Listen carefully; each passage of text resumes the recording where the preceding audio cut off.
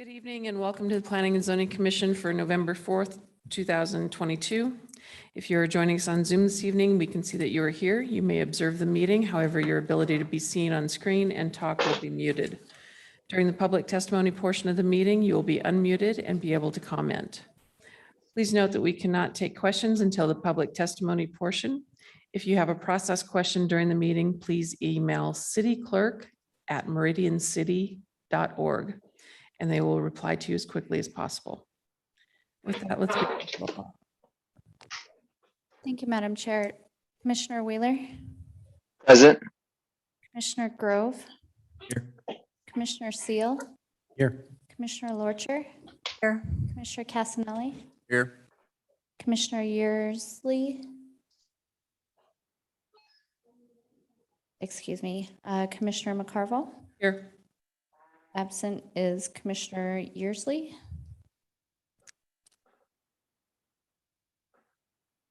Thank you.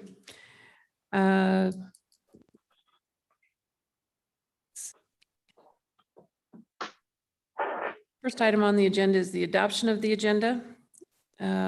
Black Cat Industrial Project H-2021-0064 and Moshava Village Subdivision H-2021-0067 will only be open for the sole purpose of continuing these items. It will open only for that purpose. So if there's anybody here tonight to testify on those particular applications, we will not be taking testimony this evening.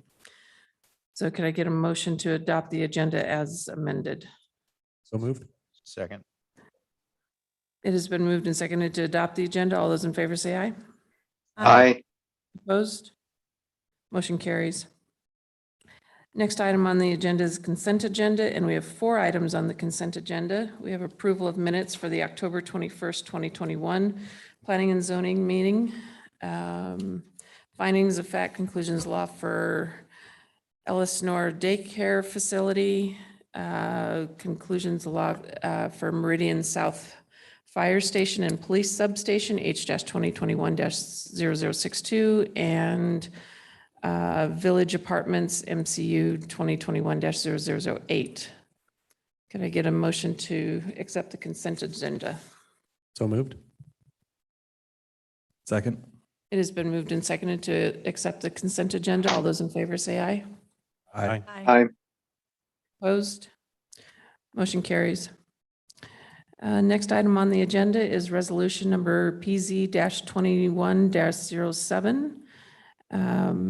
Resolution of the Planning and Zoning Commission for the City of Meridian, validating the conformity of the urban renewal plan for Linder District Urban Renewal Project with the City of Meridian's comprehensive plan. And we have comments and presentation. Thank you, Madam Chair, members of the commission. This item, as just mentioned, pertains to the proposed Linder District Urban Renewal Project. There's a map exhibit on your screen as well as in the chambers here. Generally bounded, the proposed district is generally bounded by 10 Mile Road, Overland Road, Linder, and Interstate 84. So it's that, I'll call it a gray looking area on the map exhibit before you. This may sound a little bit familiar. The commission just in the last 30 or 45 days considered something similar to this, and that was in the context of 2 other urban renewal projects. That was the proposed Northern Gateway project, as well as the proposed an annexation to the Union District as well. So this is somewhat similar. The item before the commission is fairly narrow in that the process under state law to approve a urban renewal project of this nature requires the Planning and Zoning Commission to make a determination or a finding that the proposed project is in conformity with the city's comprehensive plan, and in this instance, the 10-mile interchange specific area plan as well, which is a component by means of reference within our comprehensive plan. And so the item before you this evening is for the commission's consideration of the resolution that would make that finding and transmit that finding to the city council. In your packet is a very detailed report, really well done, I think, by our planning staff, Brian McClure and others in the planning department that did a nice job of analyzing the proposed Linder District project and vis-a-vis the city's comprehensive plan and the 10-mile interchange specific area plan. And I guess importantly is the conclusion from that analysis also in your report and in the packet you have here is that I'm just going to read a couple of relevant sentences from page 2 of the report in particular, but the first being that the staff finding or recommendation that all of the described projects are intended to directly implement the 10-mile specific area plan. None of the other listed activities are inconsistent with the comprehensive plan.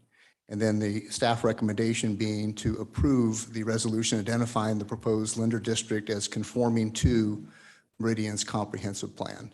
And then, as I said, there's some extensive analysis in your packet, also the plan itself, as well as supporting documentation. And we've also included for your reference a copy of the 10-mile interchange specific area plan as well. So the recommendation to the commission this evening is to adopt the resolution before you that makes that finding of conformity between the proposed Linder District urban renewal project and the city's comprehensive plan.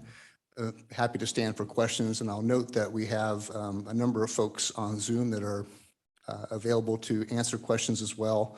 I think also our Economic Development Administrator, Tori Cleary, is in the audience over to the side.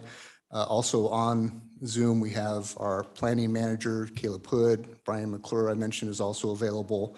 I think Ashley Squires is available, but she was might be running a bit late. And then also a consultant that's been helping both the Meridian Development Corporation and the city is Megan Conrad with the law firm of Elam and Burke. So all of us are available to answer any questions you might have, but again, the recommendation would be to adopt the resolution before you. Thank you. And let the record show at this time, Commissioner Yearsley is present. Apologies for being late. No worries. Any questions for staff?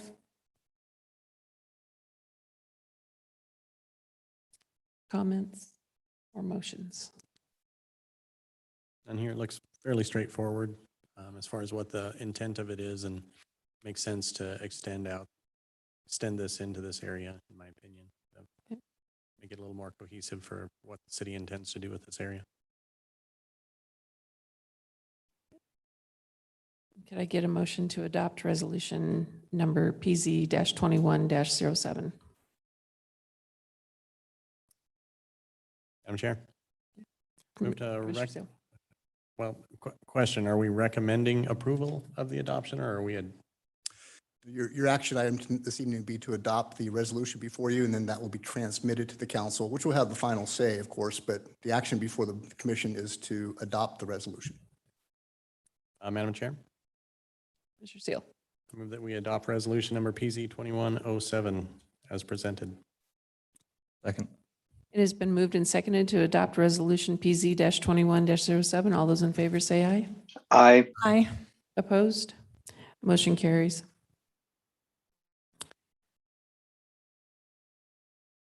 So at this time, as we move into the public hearing process, I'll explain just a few items. We'll open each item individually and begin with the staff report.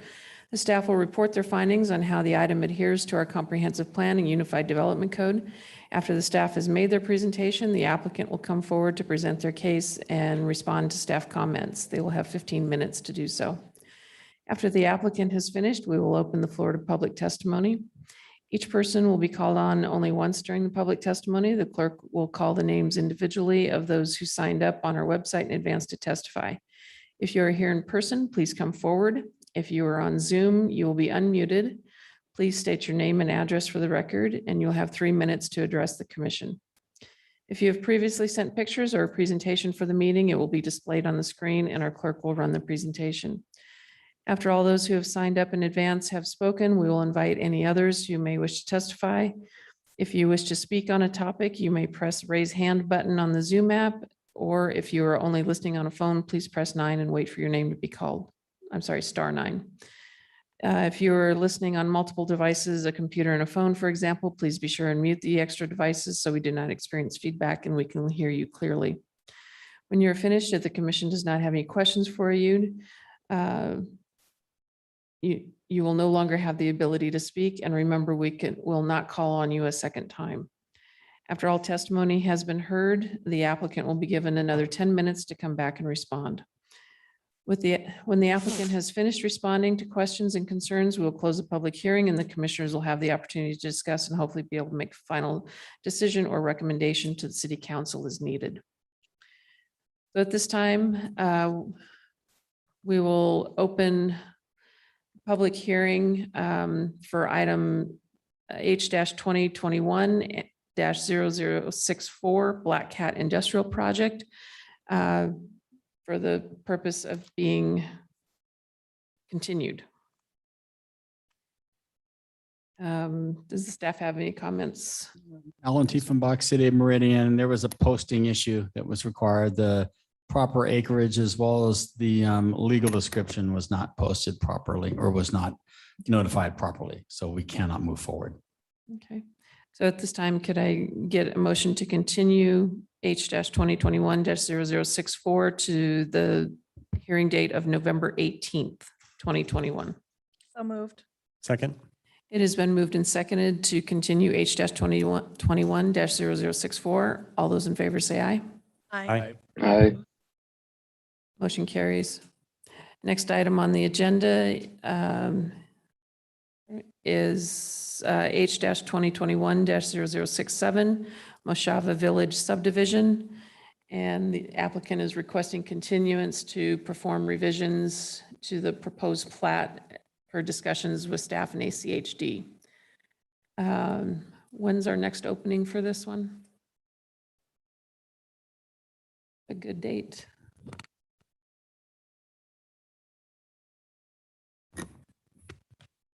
Sorry about that, Madam Chair. Yeah, how much time Whichever do they need? Date is available. I don't want to go into too much detail just because I don't know exactly what they're going to propose because I haven't seen it yet. So I would say Do we want 60 days then, or? probably not that long. Okay. I would say at least I would say the second hearing in December is probably acceptable. Okay, Madam Clerk, what's our agenda look like? Madam Chair, for the second hearing date in December, there's nothing on it yet. On the first date in December, December 2nd, there's already 3. Since we're not sure what they're going to propose, let's do the second date in December, which is, The 16th. Be the 16th, Madam Chair. okay, thank you. Could I get a motion to continue H-2021-0067 to the hearing date of December 16th? So moved. Second. It has been moved and seconded to continue H-2021-0067 to December 16th. All those in favor say aye. Aye. Opposed? Motion carries. Next, we will continue item H-2021-0044 and H-2021-0005, originally heard on October 7th. And we will move forward with a staff report at this time or comments from staff. Thank you. Alan Tiefenbach, Associate Planner with City of Meridian. Madam Chair, members of the commission. If you recall, just very quickly, this is a rezoning to OT to allow 3 lots. Originally, it was 4. It was going to be 4 duplexes. Now they're proposing 3 duplexes.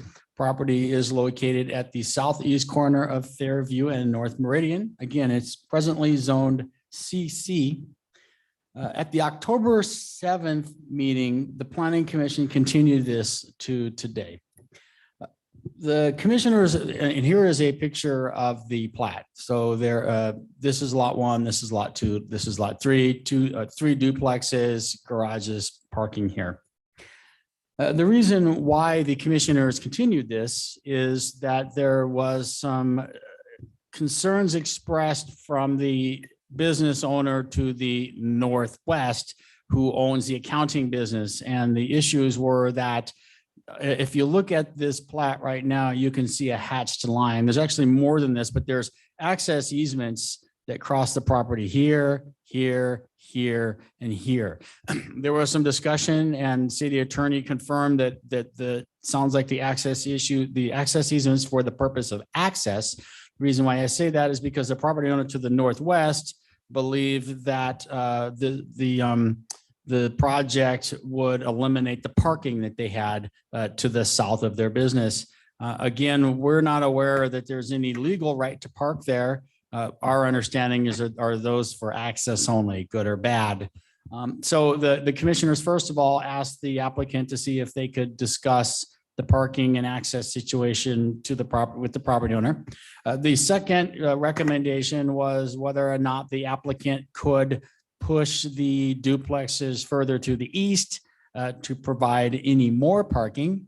I want to mention that I believe each duplex has 12 parking spaces, which is significantly more than they're required to have under the minimum code. My last with that, I guess I'll entertain any questions if you have any. There hasn't been any additional changes to what you're seeing here this evening. I think the applicant has a presentation to talk about that, but they have not changed the design. Thank you. Would the applicant like to come forward?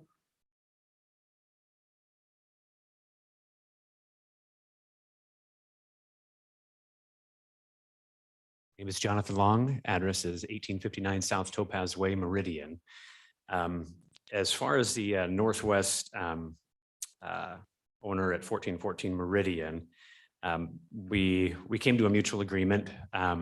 We could not move the duplexes further east. We've got a 16-foot sewer line easement there, and it just really hedges things in. So the agreement that we've come together, or that we've come to with 1414 Meridian, is to share expenses for relocating the fence that's in their backyard and actually converting their backyard to additional parking for them.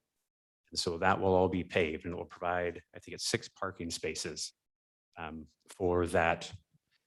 It's both resident and business. They live in the place and they also operate 3 businesses out of it. And so they were very satisfied with that and no longer had concerns over parking. There is on a file that I've turned in, the very last page, there's a representation just of that backyard being converted to parking area, just for reference purposes, if you guys wanted to see that. Is that this one? Oop, I'm not sharing. Sorry. Let me. Should be the My last. apologies. Hang on here.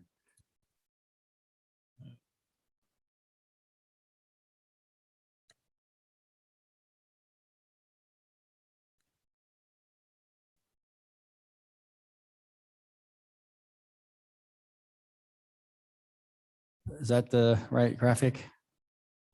It'd be the very last page.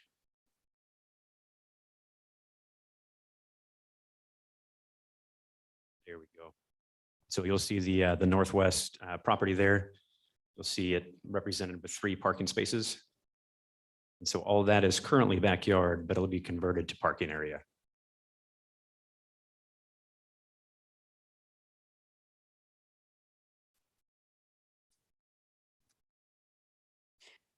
Any questions for the applicant? Madam Chair, Commissioner Casanelli? I think there was also an issue with the mailboxes. Did that get resolved too? Yes, sir. Contacted USPS and Chris down there said not a problem. He was going to wait for project approval first. And then he said to contact him and he would start the process and go forward from there. And then the other business there to the south of the one, I think that's the accounting. So actually accounting is directly west. The one to the south is both a personal residence and salon. Oh, they're out of the picture on this one though. But everybody, we're all happy with all the neighbors? Yes, sir. Everybody's made good? Okay. Thank you. Madam Chair, Commissioner Seal? thank you for doing this. Working with the neighbors, being a good neighbor is important here. So having that done and reducing this down from 4 to 3, providing the additional parking, I could support this for sure. Any other questions for the applicant? All right, thank you.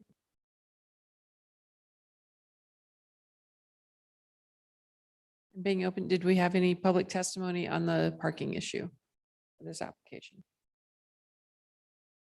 Okay, I'm assuming applicant has no further comments. Could I get a motion to close the public hearing for H-2021-0044? So moved. Second. It has been moved and seconded to close the public hearing for H-2021-0044 and I'm sorry, I guess we have H-2021-005. I'd like to amend your motion. Yes. And second? And Okay, it has been moved and seconded to close the public hearing on H-2021-0044 and H-2021-0005. All those in favor say aye. Aye. Opposed? Motion carries. I'll let the people who were here and made comments at the last one jump off on this. Madam Chair, Commissioner Grove.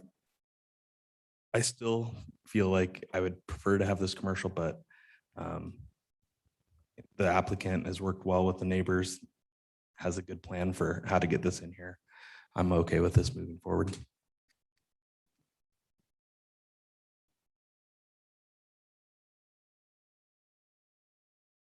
Any other comments or Madam Chair. motions? Commissioner, I'm also with Commissioner Grove on this, changing it from commercial to residential. It just seems like a very small space to put in 3 residential buildings that would potentially hold 10 people, maybe 12 people per building, adding additional traffic concerns on Meridian Road, which is already busy enough as it is. But I don't have to live there, so I guess if they can sell the product, then I can support it.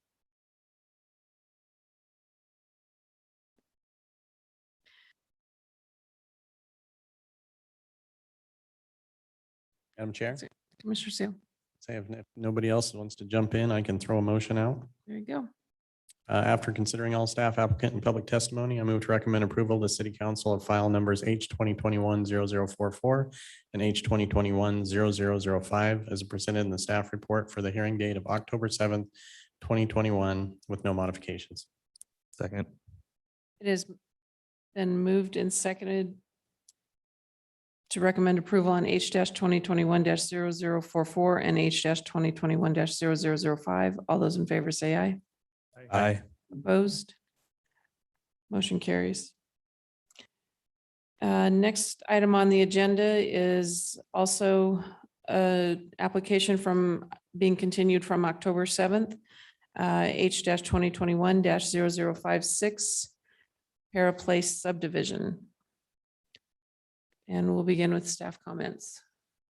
Thank you, Madam Chair. Give me 1 second just to get everything pulled up, please.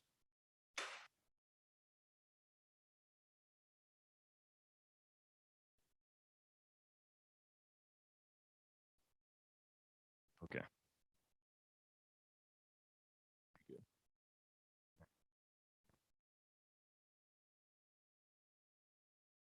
So, as noted, the application before you was continued from October 7th due to a site posting error. And the site is correctly posted now, so we can move forward. The application is for Para Place subdivision. The requests are for annexation and zoning, rezone, and preliminary plat.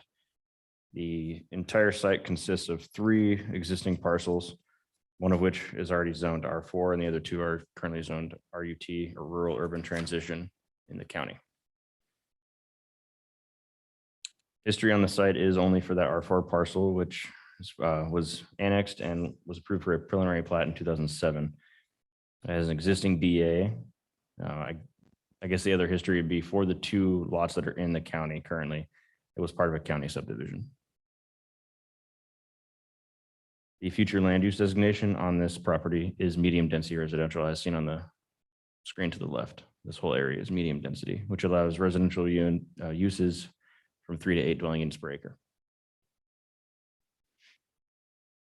The annexation and zoning of 10 acres of land is before you tonight with a request for R8 zoning. There's also a rezone request for 6.84 acres of land from the R4 zoning district to the R8 zoning district. And finally, a preliminary plat consisting of 65 single-family detached building lots, 8 common lots on 16.63 acres of land. Subject property is approximately 16.5 acres and includes 3 parcels as noted. The area to the north of this project is developed R4 zoning with detached single-family homes, and an R8 subdivision is approved to the west of this project, which would be this property here and this property here. This is a separate property. That is Brody Square directly to the west. I guess this is better. And those are currently zoned R8. The applicant is proposing Para Place with 65 building lots, which equates to 3.91 units per acre. Its proposed use of detached single family is an allowed and anticipated use in the requested R8 zoning district, and as well in the medium density residential future land use designation. The area of R4, as noted, created a county enclave in 2007 that is still owned by the same property owner and is referred to as the Foreman out parcel. This enclave is still not annexed and was approved for a preliminary plat in 2007, the R4 area. The plat is long expired, but the DA does still exist. Because the applicant is requesting to rezone this area to R8, the applicant is requesting to rezone this R4 area to R8 to match the requested zoning of the 10 acres to the south as well as that to the west.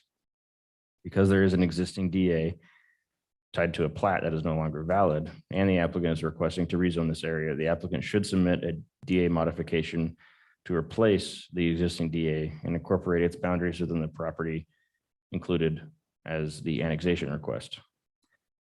The applicant did not submit that at this time, which was known. They need to submit that prior to going to the city council hearing. That way it can run concurrently and they can be heard at the same time at council. In general, staff finds rezoning this area from R4 to R8 a logical expansion of existing zoning near the corner of Black Cat and McMillan. Staff finds the proposal to annex 10 acres and rezone 6.5 acres to R8 offers an appropriate transitional density to the already developed R4 to the north. There are 2 existing county residential single-family homes on the 10-acre site to the south, or these 2 lots here, and both will be removed upon development of this project. The Portman out parcel has their septic tank drain field on a small area just north of their property line near Black Cat Road, which is, if you kind of see, it's noted as a separate lot right here.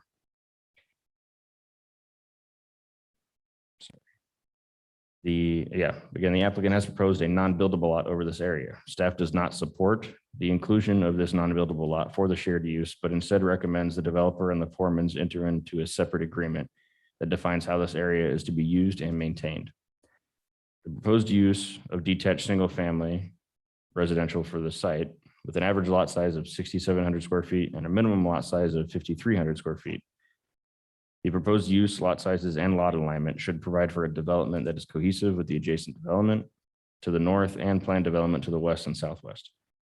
All subdivision developments are also required to comply with subdivision design and improvement standards, which is UDC 116C-3. The only one of those standards that they do not comply with is the length of the cul-de-sac shown as West Philomena Court. Because it is greater than 500 feet. It is approximately 550 feet in length. The original plat did meet this requirement and included an access easement to the Portman out parcel. However, I recommended that the applicant extend Philomena Court further to the west so that actual right-of-way will touch the property line of the Portmans. The reason for this is because easements are more difficult to track and maintain than right-of-way being up against the property line. So because of that, the applicant understood. They extended the cul-de-sac there, so all it requires is a council waiver by council to extend it over 500 feet. And again, it's only 50 feet longer than what the permitted by right length is. Access to the site is proposed via multiple local street connections, and there are no arterial or collector street connections. You have the North Cipino access, which is an existing substreet at the north property line. Then you have two new north-south local street connections to Daphne. So the only existing streets right now are Daphne Street here and the North Supino, as well as Black Cat, I guess, but there's no access to there, direct access at least. So they're proposing to extend North Supino Avenue, provide two new local streets here, and also provide an east-west street here because Brody Square will construct Avila Drive at this location. The applicant is proposing a common drive off of North Supino Avenue, which is this here. By glancing, it looks like there's 5 lots, which does not comply with code. However, only the rear 3 are taking access off of the common drive. These 2 are taking access off of North Supino. So therefore, the common drive meets our common drive standards. All local streets are proposed as 33-foot wide street sections with a 5-foot attached sidewalk within 47 feet of right-of-way, meeting ACHD policy. As noted, the applicant is proposing to construct or extend West Avila Drive and then stub it to the east property line in order to provide future connectivity to the east. 5-foot attached sidewalks are proposed along all local streets. There's 5-foot detached sidewalk proposed along Black Cat within the required street buffer. As proposed, this project and the existing conditions of the Portman out parcel not being annexed into the city would create a sidewalk gap along the east side of Black Cat. This gap would be approximately 190 feet in length and equates to the Portman out parcel's frontage along Black Cat. The sidewalk gap that would persist is why the project did require ACHD commission approval rather than just staff level approval. The ACHD commission did approve the proposed layout without this additional sidewalk connection, but instructed the applicant to try and obtain additional right of way and buffer and sidewalk along the out parcel frontage. It is my understanding that did not occur, but ACHD has approved it. Staff has recommended a condition approval along the same lines because this sidewalk gap is going to persist as a major issue for safe access to Pleasant View to the northeast here. Consistent with other approvals in the area, staff does recommend an interim sidewalk along the out parcel frontage for pedestrian safety and to eliminate the sidewalk gap until frontage improvements are required. And that would be when the Portman out parcel is either annexed and redeveloped, or if commission and council decide that that needs to be part of it now. The applicant is proposing approximately 2.84 acres of qualified open space, which amounts to approximately 17%, which exceeds our minimum requirements by quite a lot. Their 3 qualified amenities are a shade structure with a picnic table, a tot lot, and then 20,000 square feet of open space in excess of the required code levels. Staff finds that the proposed open space and amenities are thoughtfully designed and placed for appropriate recreation and use. The applicant has stated they are in agreement with the staff report, and therefore staff recommends approval of these subject applications, and I'll stand for any and all questions. Would the applicant like to come forward? You'll be online tonight.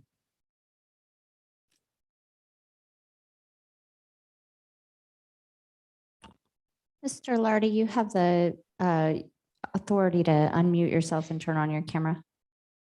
Thank you, Madam Clerk. I did. Is that getting you any feedback? Madam Clerk? Pardon me? No, it is not. Thank you. Madam Chair, Commissioners, thank you this evening. Dan Lardy, Levin Associates, 1324 First Street South, Nampa, Idaho.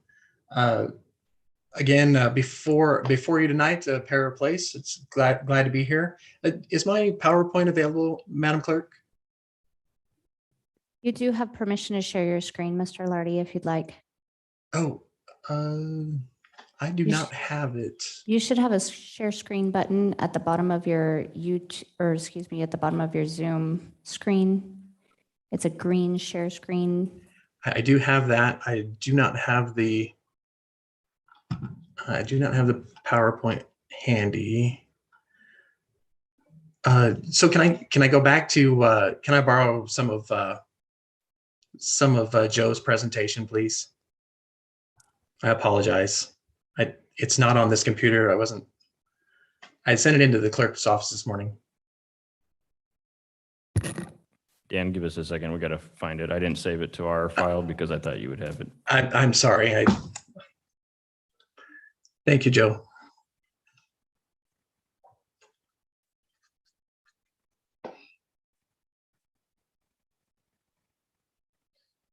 Got it, Dan. Hold on.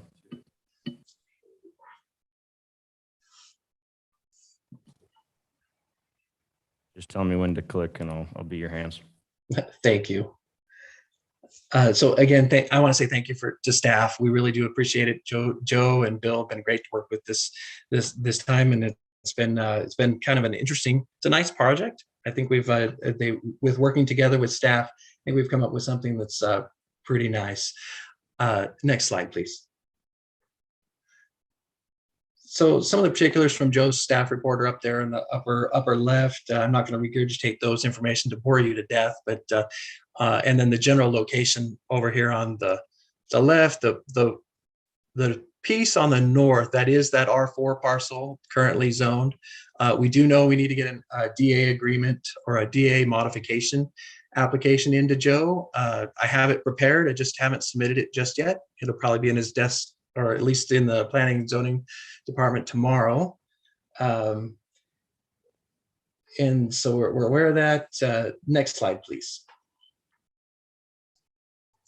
So off to the left there, this is that sidewalk gap that Joe had mentioned in his staff report.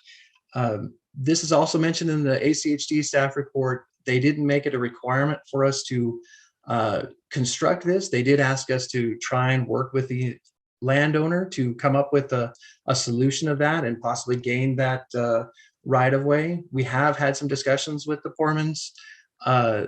They're concerned and hesitant about being forced to annex and losing their access off of Black Cat with the construction of that.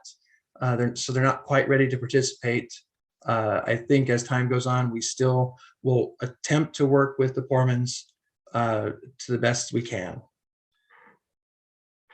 Next slide, please. So this is just an overall of the open space. That open space up in the upper corner, the large mature area, it is full of mature trees. We're going to work with an arborist to try and groom this for homeowners' use. And we provided a pathway out to the Black Cat sidewalk extension. And in Joe's staff report, they asked for some lighting, and I think we're all in agreement on that for public safety. There is that existing septic. This existing septic was kind of an interesting situation. It cropped up, and we thought that maybe pulling it on its own separate lot was the right way to go, but it sounds like an agreement would be easier and more palatable to the city. And I think we're all in agreement with that. We might need some help with the city with some of that language that they might be agreeable to. Next slide, please. Just an overall of the landscape plan that we have, showing the mature landscaping up on the left and some of the ponds, and just trying to give an overall so you can piece it all together as I go through the next few slides. Next slide, please. Again, this is that area with the mature trees. We're going to work with an arborist to try and preserve those trees and groom them and make that area suitable for the homeowner's use and keep it for public safety. The neighbors to our north, they really enjoy this area, and it was in our neighborhood meeting, it came up that they really wanted to try and preserve this area. We thought it was beneficial to both us, to them, to the city, and to the future homeowners. Next slide, please. So this one, we have these ponds here, and people might be scratching their head going, why are all the ponds there? And the ponds are there for irrigation supply for our pump station. Our pump station's at the north end of that lot, right just south of Avila Drive. Those ponds will need to be aerated in order to so we're not creating a bunch of places for mosquitoes to breed. There is a pathway along there to provide a scenic route from Daphne up to Avila, along with a pergola and a picnic structure about between lot 13 and 14 there on the right. Next slide, please. This is the existing sidewalk coming down from Black Cat. This is our northern connection. It also shows that area of trees that will definitely need to be groomed, and maybe even a little bit of thinning to try and gain it to make it safe for the public and for just general enjoyment. Next slide, please. And then this is a hard picture to look at. This is the Poorman's frontage road. This is their frontage right along Black Cat, and with the mature landscaping and it's pretty well groomed. That's one of the reasons why they're hesitant about putting a sidewalk in. That sidewalk will probably take out, if it goes in at its regular location, it would probably take out the majority of those trees. If we try and do something temporary, if we can get that approved through the city, we might be closer out here to the hedge up front, closer to us. Next slide, please. So with that, thank you all, and I appreciate your time, and I look forward for your approval, and I'll stand for any questions.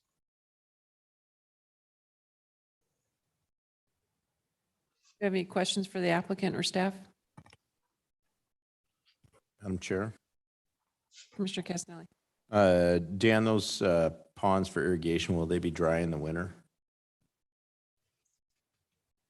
Madam Chair, Commissioner, more than likely they will be dry, and they are to be. We are showing some landscaping to them, so they're not just big dry basins.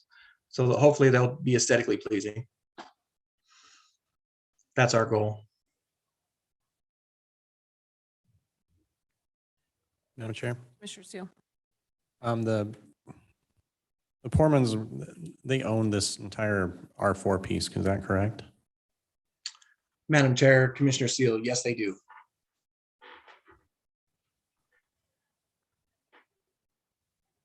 Okay, thank you.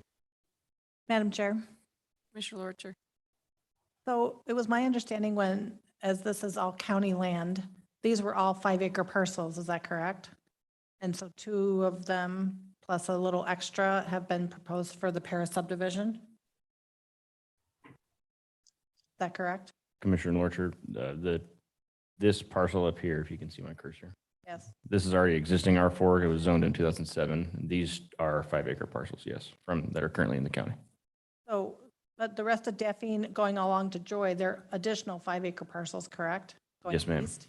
Yes, ma'am. And so have developers bought that out? Are there single family homes? I believe it's one single family home to the east that takes up, it's the same owner for both 5-acre parcels.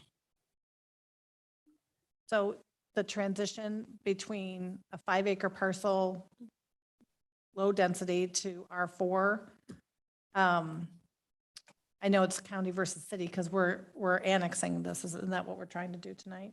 Yes, ma'am. Is that the right transition for this area? As this gets built out, yes, same as it was when Brody Square got approved to the west, when there were these 2 existing homes next to almost the exact same number of lots, if not the same number of lots. It's anticipated for all of this. These are the dominoes that are falling.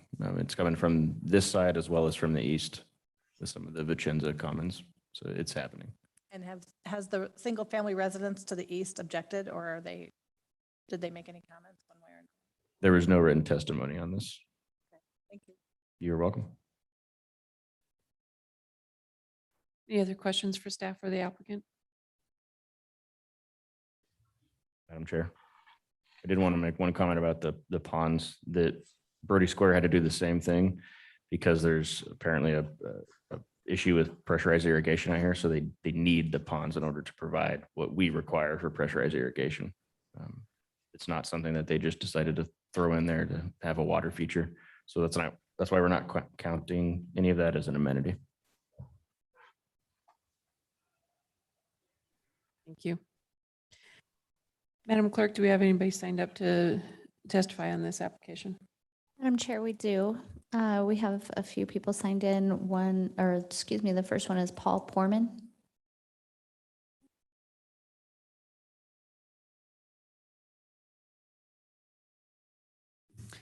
Madam Chairman and members of the commission, my name is Paul Poorman and I live at 5230 North Black Cat Road in Meridian.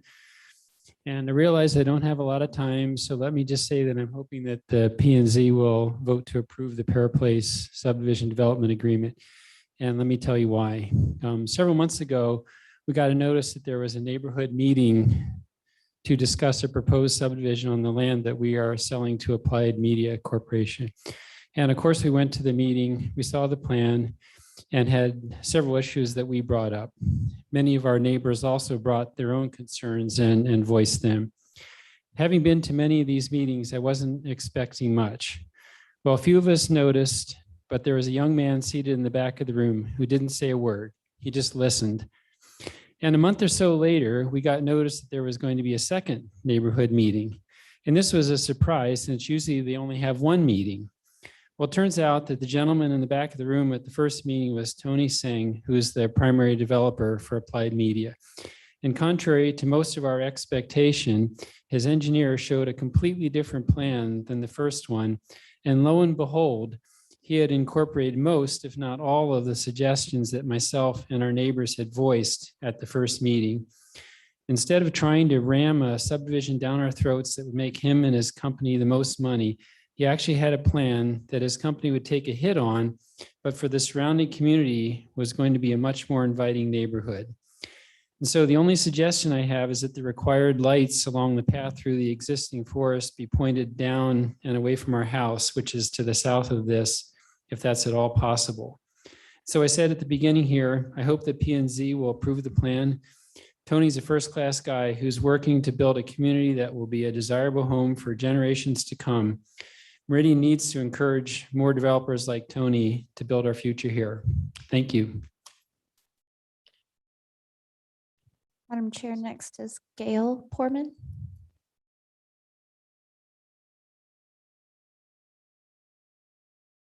Good evening, Madam Chairman, members of the Planning and Zoning Committee. My name is Gail Portman, and I live with my husband at 5230 North Black Cat Road in Meridian.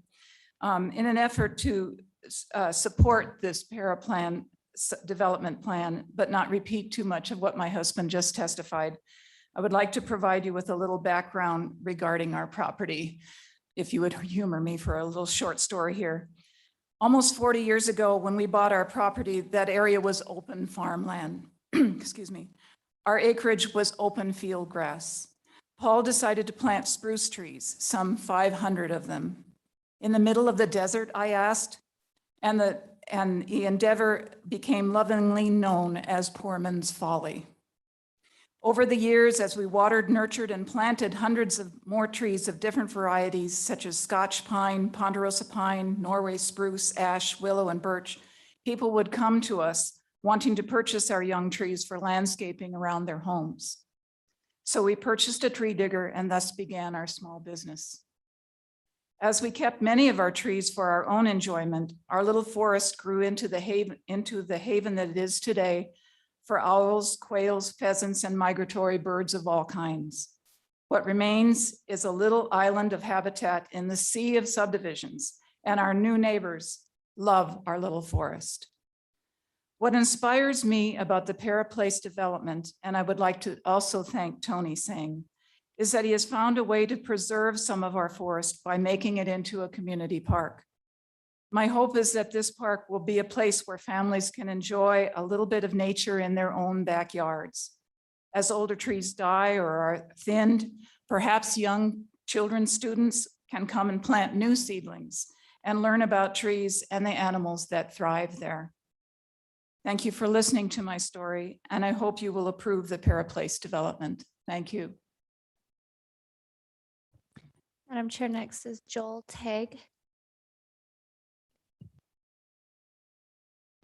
Good evening, Commission and Madam Commissioner. My name is Joel Tagg, 4625 West Twisted Creek Drive. Might I get you to put that map up? The very last one that you had was the green one. Let me echo some of what the Portman said. I'm grateful for the efforts that developers put in place in terms of maintaining that green space.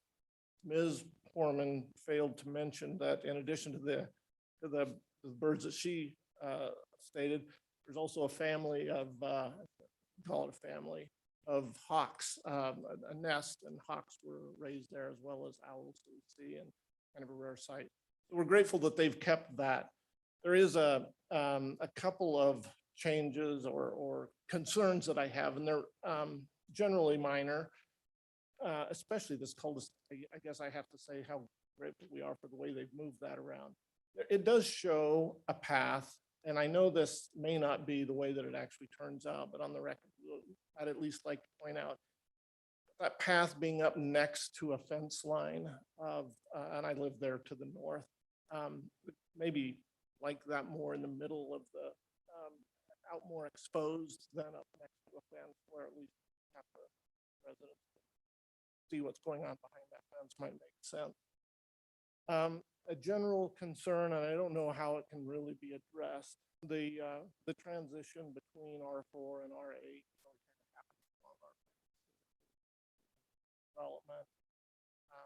Like that change, but if we had to choose, if I had to choose between having R8 homes next to our R4 subdivision, and but not be able to keep the green space, I think I would rather have that green space, because it is so nice and valuable, I think, especially in what will become ever more of homes and less natural space.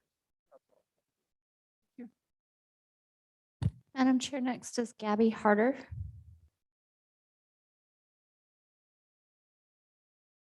Madam Chair, that's the last we have indicating a wish to testify tonight. That being said, is there anybody else on Zoom or in the room that would like to testify on this application?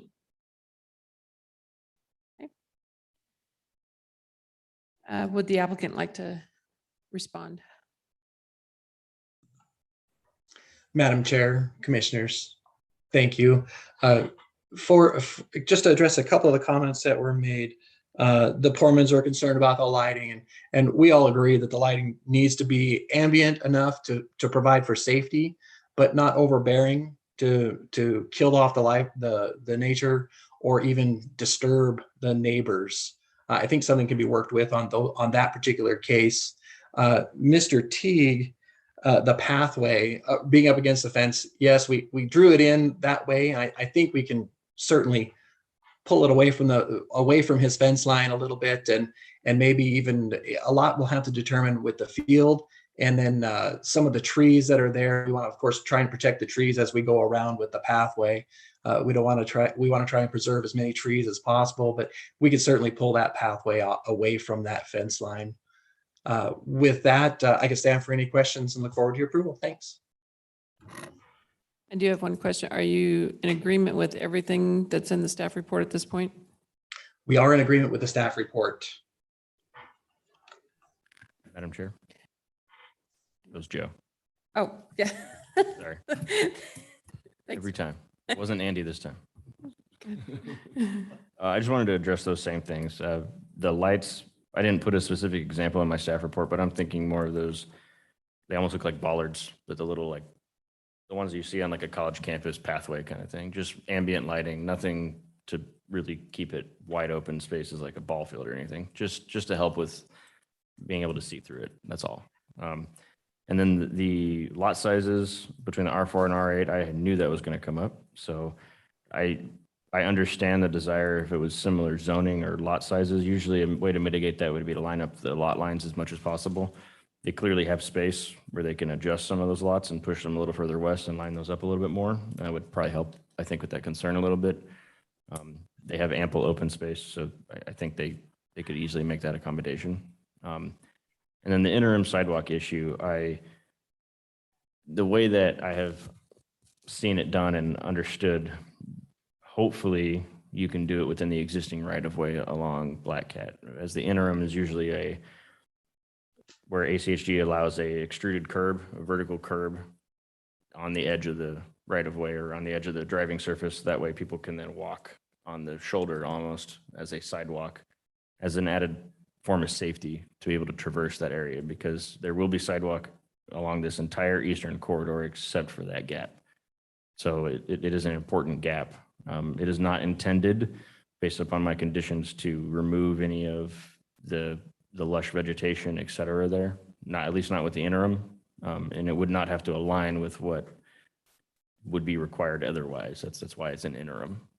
If commission and council determines, as I discussed in my staff report, that there should be further improvements to that frontage, that is a separate conversation, and I do understand that as well. If that includes recommending denial for this or approval with a proposal to annex the Portman out parcel, understood as well. If it doesn't, but there's a requirement to get the frontage improvements, that also makes sense. Both of those things were discussed in my staff report, but I did not find that I had the authority within code to require it. But with annexation and rezones, there's vast discretion by our elected officials. So I leave that up to you.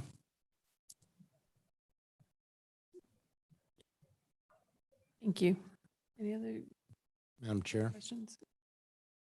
Commissioner Castelli. I have a question for Dan, but in the meantime, Joe, do you have a plat map of, is it Brody Square? And how that would fit into this? But Dan, can you comment that shared driveway, those lots, I'm not looking at it now, but the lots off that shared driveway are larger than all the rest. How did you come to that configuration as opposed to kind of following the lot sizes across that one street off the cul-de-sac? Madam Chair, Commissioner Casanelli, those lots, that area seem to fit okay with some of that. One, we have the R4 to the north, and there was the Paras themselves who own the 5 acres to the south. They are looking to relocate to those, and they requested specifically larger lots in this sub. And then so between us, them, our developer, and that's where they decided that they'd like to put those. It did provide a little bit of a buffer for the R4 on that side, since we have all that green space on the west side for buffer. It kind of balanced out. And as far as Joe's question, or not question, but his discussion about maybe widening those lots up on that R4 side, maybe providing a little bit wider of a lot, lining those up, I believe that can be done and I think everyone would be fine with that on our side, at least. Does that mean you would remove a lot in there? We probably wouldn't lose a lot. I believe we have enough room. We would lose a little bit of open space since we have so much open space.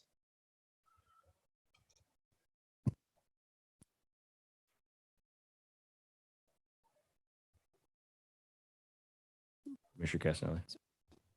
I have the best I can do for you to kind of line it up is just zoom in on this wonderful map we have here. That's all it's letting me zoom in.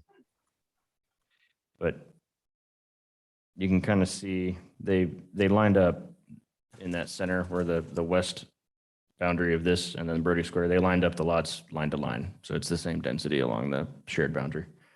And then they have the same lot depth on the north side of west of Vila Drive. Thank you. You're welcome. Any other questions, or are we ready to close the public hearing?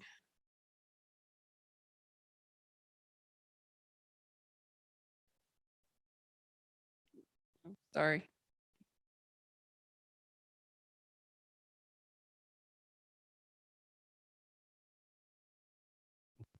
Madam Chair, Mr. Seal. I move we close public testimony for file number H 2021-0056. Second. It has been moved and seconded to close the public hearing on H-2021-0056. All those in favor say aye. Aye. Opposed? Motion carries.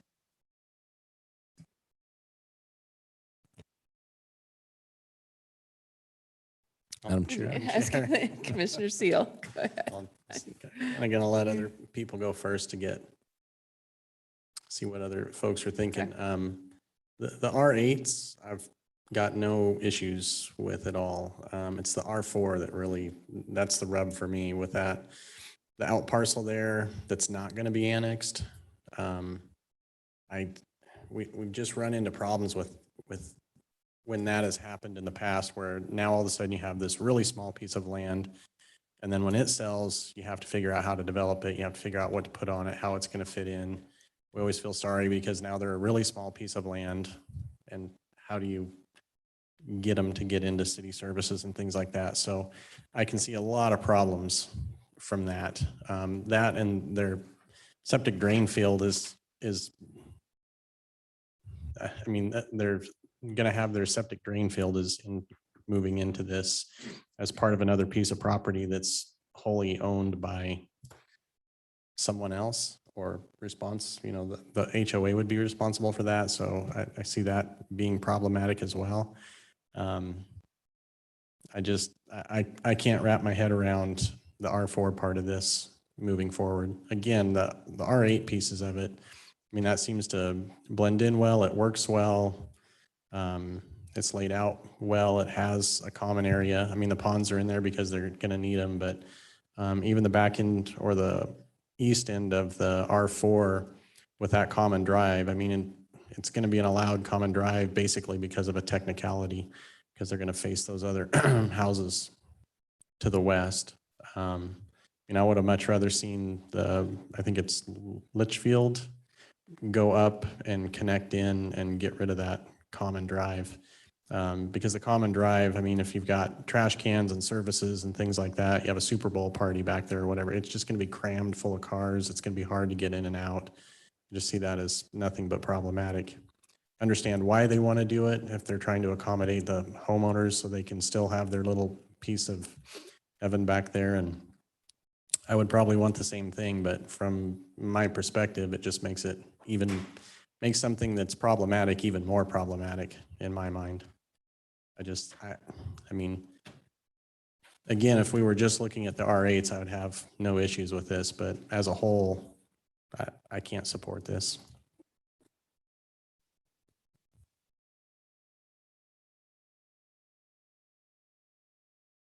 Madam Chair. Mr. Castanelli. And I realize we're working that R4 piece is such an odd piece of land, shape of it. And then those 2 5-acre parcels, it really combines to be it's pretty tricky, but I'd like to see some other configurations here. One of the things that gets me is the way that with Brody Square, and Joe's comment was the dominoes are falling. What's going to be what's going to happen here with the additional 5-acre parcels as they do fall? This is just going to be square blocks from Black Cat to Joy with the same lot lines, the same configuration. I wouldn't mind having that kind of configuration south of Daphne, but north of Daphne, I think there needs to be, I don't know what the word I'm looking for is, but there needs to be a little bit more undulation in the lots and in the streets there to match the what's to the north of it. It's a tough one. I've got an issue with that private drive too. The forest over there is fantastic. That's kind of a unique feature. It's a tough one to try and figure out how to get everything to fit. But I would like to see at least better transition throughout that whole northern thing. They did it with those lots off the private drive. They put the private drive in there to keep some big lots at the request of the seller. I'd like to see that somehow incorporated all along there, and which would require, I'm scratching my head looking at this, trying to figure out how you fit it, because it is such a unique lot. It was such a unique shape there, but I've got issues with it. I don't like the square layouts, the square blocks that are going to wind up going from Black Cat all the way down to Joy. I don't like the private drive. I would love to see some other iterations of how this is laid out. Madam Chair, Commissioner Grove.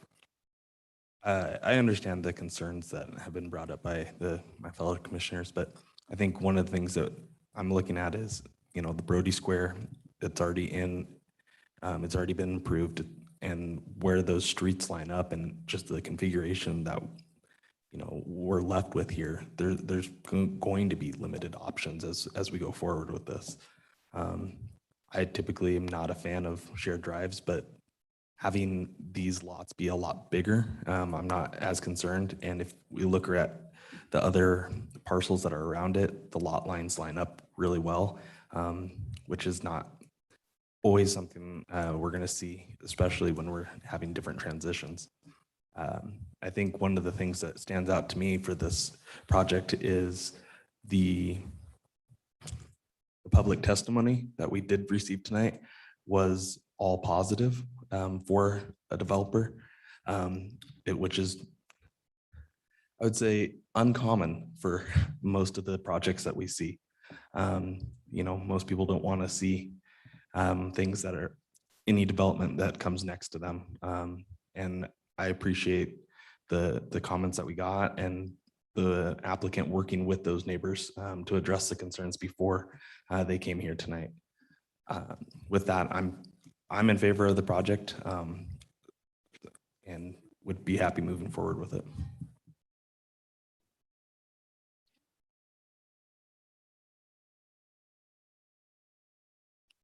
Any other comments? I would, yeah,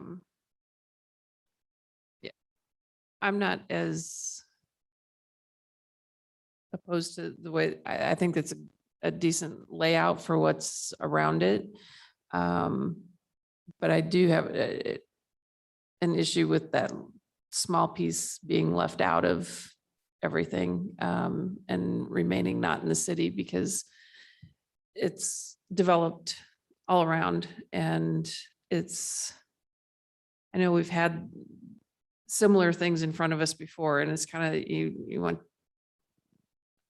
I'm sorry, but the owner, and I don't blame them, they want their cake and they want to eat it too. They want to keep their little spot in the county, but they want to sell off and develop everything around them. But then that leaves that little piece that doesn't get incorporated into anything. At the very minimum, I would say it's got to be, the sidewalk and everything has to go through. I'm with Commissioner Seal, and I hate leaving that little piece out. But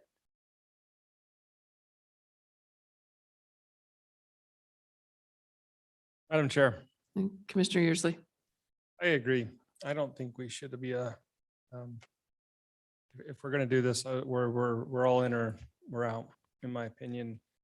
We need to clean this up and get it making those sidewalks is going to be a critical path. And I've lived in areas in the city that we're finally starting to get sidewalks out there after 15 years for access. And so I don't think we should allow that.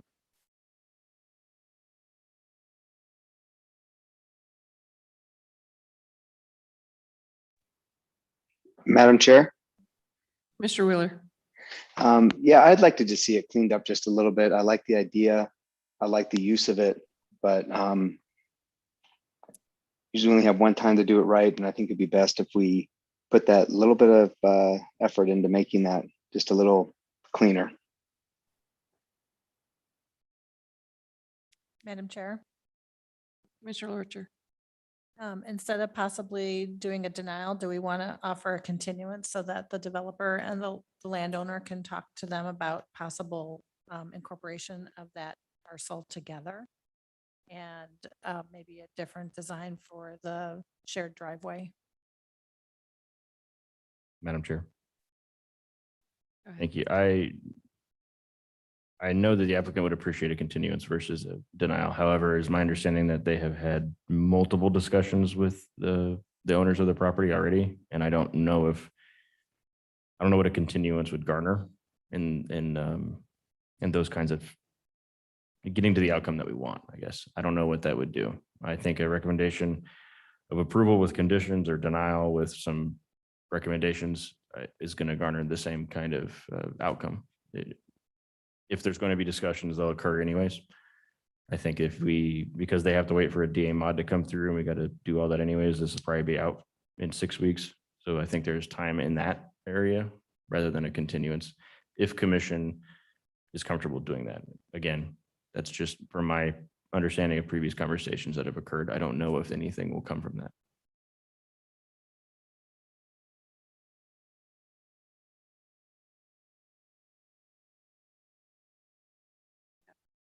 I guess I would be comfortable with recommending approval with certain conditions, because there's, you can tweak a layout forever, but I mean, the fact that they're keeping this little forest there, the green area, I think there's a lot of stuff right with this. But I do think leaving that one little section out of it and having everything develop all around it without holding that piece of property to the same standards is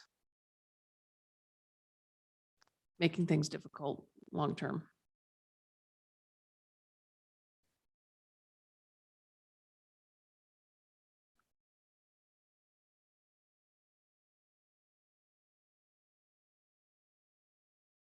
Madam Chair, Commissioner Seal. and yeah, and I agree. It's nice to see that they've given some thought to keeping that area wooded and nice and approachable. When I first looked at it, I was kind of scratching my head like, what in the heck is going on there? But then when you look at it, even on Google Earth or something like that, you understand that it'd be appropriate to keep that there. It's nice to keep it there that way. I mean, when you're driving along Black Cat Road, which is going to be an endless sea of fences and garages, you see a nice little wooded area. It's nice for sure. That said, I think without annexing the entire property, it's just going to lead itself to problems that we don't want to have in the future and that we've experienced in the past with pieces of property like this. Because it'll come back in and it'll be difficult to integrate. And it's going to be, we're already talking about jogging a sidewalk around or working around that. And, I can see why, folks would want to sell it and keep their piece of it, but at the same time, it has to fit with what we're trying to do with the city and what our charge is in doing that. And I just don't think it does that. I just don't know how we get to a recommend for approval with something in there that, we can't require them to annex into the city. I don't see any way to do that. That said, we can deny a project until they do it. So I don't know that we have any other choice at this point if a continuance isn't going to get us there. Madam Chair, members of the commission, if I could just add to some of the conversation, try to put things in a little more context for you. So keep in mind, even with annexation, there's other things we have to analyze here. Sidewalk is important, but then we also have to look at the Portman's access because now they have access to an arterial roadway. Now, do we want them part of the plat because we need a common lot along the front edge of their property so that we have a consistent landscaping along the whole corridor? So that's why when we had many discussions with the Portmans, and good to see you this evening, glad you could join us. There are some challenges with hooking the home up to city utilities. There's a great expense to do that. And there's some topography issues. So yes, I don't disagree with you. We don't want to create enclaves. And that's why we brought it to your attention in the staff report. But you have to realize when this was annexed in 2007, I worked on the project. There was no other subdivisions around this property except to the north. So at that time, it made sense to just annex that piece in because it was tying into Volterra North, which is the development to the north. Now that we've gradually increased development around them, they have essentially, we've created the enclave. And they finally have the ability to sell their property. So that's why we're here this evening. We've heard you loud and clear, both the commission and council, they don't want enclaves, right? We want to grow in a logical manner. But this property does have some challenges with it. I'm not trying to sway you one way or the other. I'm just trying to give you some context as to why it's not been included in some of the conversations that we have had with the Portmans, not only this year, but probably over the last several years as they've tried to do something with this piece. Because like I said, it's been annexed in for quite a while. And we've met with many different developers on this. And from our perspective, what we've had at those pre-application meetings, we've discussed them acquiring more property to make this a more viable project. And that's what this applicant has done. They've acquired 10 more acres. They're trying to connect it with this piece and tie into the property to the north, which allows people to get to the school. So, in our opinion, yes. Is it a perfect situation? No. But what staff's tried to do is, one, give you the ability to analyze that and talk about it this evening and see if it does make sense. But we're also providing a stub street, essentially the cul-de-sac and utilities. So if and when the Portmans are ready to move farther out in the country or change their lifestyle, this property more than likely could develop with 2 or 3 more lots with a common drive off that cul-de-sac. Now, if you'd like, you can certainly continue this and ask for the applicant to bring forth a redevelopment plan for their property so that you can see how it could integrate with the rest of the surrounding developments. That's certainly within your purview as well. So I'll go ahead and quit rambling a little bit here, but I thought it's something you can at least consider as you deliberate this evening.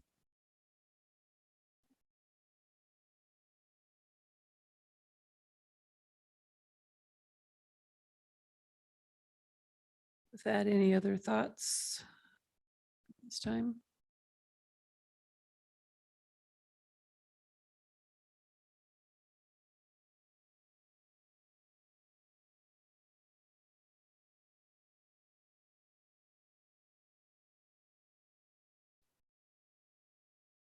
I'm sure what.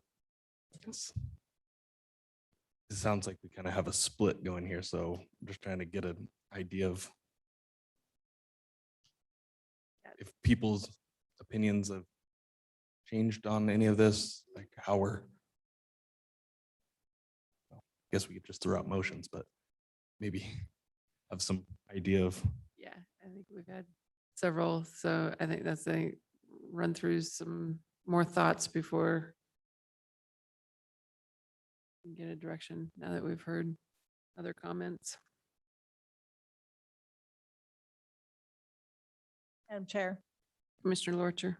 in the subdivision that I live in, there's actually one parcel that is actually still Ada County and the rest of it is the city of Meridian.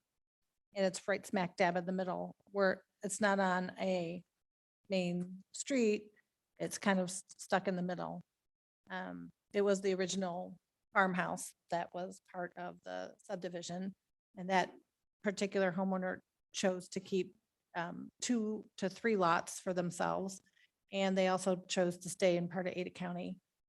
The only thing that we notice, I mean, there's still sidewalks because the subdivision kind of built around it. The only thing we notice is that the trash company is different. So a different trash company comes for one person in our subdivision compared to the rest of the city. And it seems to have incorporated. The only difference with this one is that it happens to be on Black Cat. So I think the conversation is among sidewalks and access to a busy street as opposed to one parcel being part of a subdivision. I'm inclined to approve this and deal with the homeowner's parcel that's in Ada County and incorporating to Meridian when the family feels that they no longer wish to be part of it.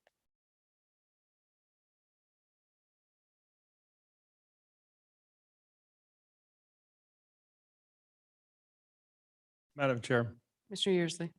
I guess in light of wiser words, I'll say. Ultimately, I think the subdivision is actually a nice layout. I don't have a problem with the 3 lots on the private drive. And the overall layout looks good. with that, I would be in favor of approving this project. The only two conditions that I would recommend is realigning the lots up against the northern property to line up with the lots, the adjacent lots, and to move this pathway a little farther south away from the property.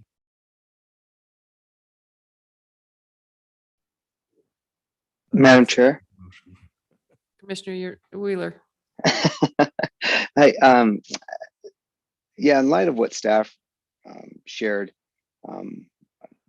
I too have kind of changed my position on it, and it's something that I would approve. Like I said, it's a good layout. It's a good use of the space. There's a lot of open space there. I do like the idea too that Commissioner Yearsley mentioned about moving that pathway down farther to the south in order to make room for that property. But yeah, and especially since he's saying this was kind of in the, as we were growing, we were annexing, and we might have some culpability on kind of creating this as Meridian grew. So yeah, and there's been a lot of talk with the developer and staff over many meetings. Sounds like they're trying to do what they can in order to make this work. So I'd be in favor of this. Madam Chair. It sounds like we have the makings for a motion. It does. All right. After considering all staff, applicant, and public testimony, I move to recommend approval to the City Council of file number H 2021-0056 as presented in the staff report for the hearing date of November 4th, 2021, with the following modifications: that the pathway in the northwest portion is realigned, and that the lot lines for the block 1 of the northern portion be realigned with the lot lines to the neighbors to the north. I'll second that. It's been moved and seconded to recommend approval for H-2021-0056 Paraplace subdivision. All those in favor say aye. Aye. Aye. Opposed? Nay. Madam Clerk, would you do a roll call? Sure, Madam Chair. Commissioner Wheeler, Aye. Commissioner Grove, Aye. Commissioner Seal, Nay. Commissioner Lorcher, Aye. Commissioner Casanelli, Nay. Commissioner Yearsley, Aye. Commissioner McCarville. Aye.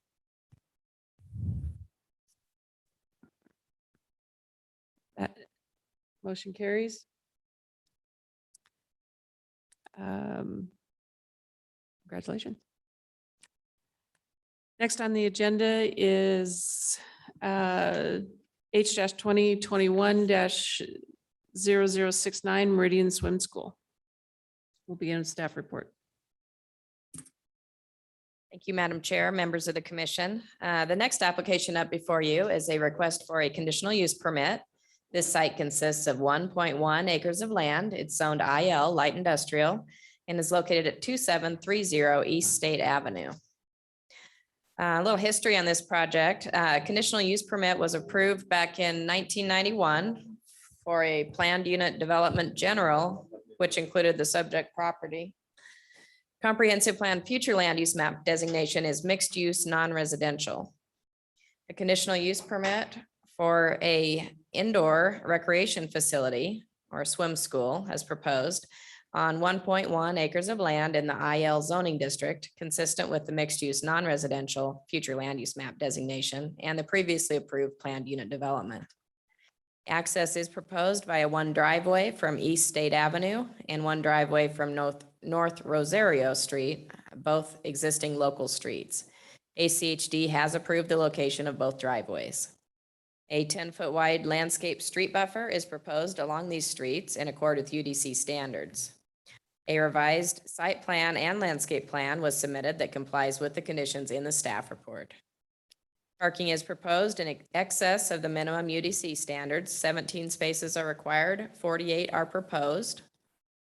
Conceptual building elevations were submitted as shown for the proposed structure. Building materials consist primarily of EIFS and stone with glazing and wood accents and trim and metal roofing. No public testimony was received. The applicant did submit a letter in agreement with the staff report. Staff is recommending approval with the conditions in the report.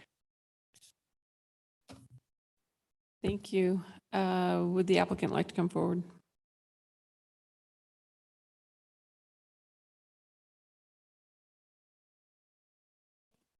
Mandy Brozo, CSHQA, 200 Broad Street, Boise, Idaho. I'm a little short, sorry guys. Want to repeat that? Yeah. Okay. You wanted to repeat her name and address, Dean? Okay. Thank you, Madam Commissioner, Madam Chair, members of the commission. Tonight we're here to talk about the conditional use permit for a interior recreational facility, adventures and aquatics. Current zoning is light industrial. This is an approved use within the zoning with the conditional use. We feel that it is a great buffer between the office to the east and to the north, and then the industrial to the west, and then open space to the south. We do have the owners here tonight if you guys have any specific questions about operation. Otherwise, we think that it would be a great addition to that neighborhood. Okay. Any questions for the applicant or staff? Okay, thank you. Yeah. Madam Clerk, do we have anybody signed up to testify on this application? Madam Chair, we do not. That being said, is there anybody in the room or on Zoom that now wishes to testify on this application? So I assume the applicant has no further comment. Could I get a motion to close the public hearing on H-2021-0069? So moved. Second? It has been moved and seconded to close the public testimony, public hearing on H-2021-0069. All those in favor say aye. Aye. Opposed? Motion carries. Comments, motions? Madam Chair, Commissioner Lorcher. I think we need more public, or not necessarily public swimming, but swimming in Meridian. So this is a good fit for that particular area. Yeah, I think it's a great little use, all indoor, and it's the area just fine. Madam Chair, Commissioner Seal. I think this is one of the few slam dunks we see kind of come through, especially, I mean, staff likes it and the applicant's in agreement with everything staff's recommended and they've redone everything. So I'll just throw a motion out if that's all right. After considering all staff, applicant, and public testimony, I move to approve file number H-2021-0069 and presented in the staff report for the hearing date of November 4th, 2021 with no modifications. Second. It has been moved and seconded to approve file number H-2021-0069. All those in favor say aye. Aye. Aye. Opposed? Motion carries. Congratulations. Thanks.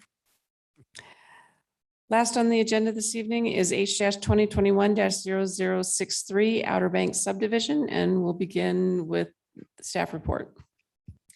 Thank you, Madam Chair, members of the commission. The last application before you is a request for preliminary plat and a conditional use permit.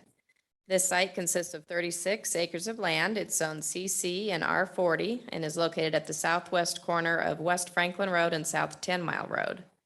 This property was annexed earlier this year with the requirement of a development agreement that has been executed.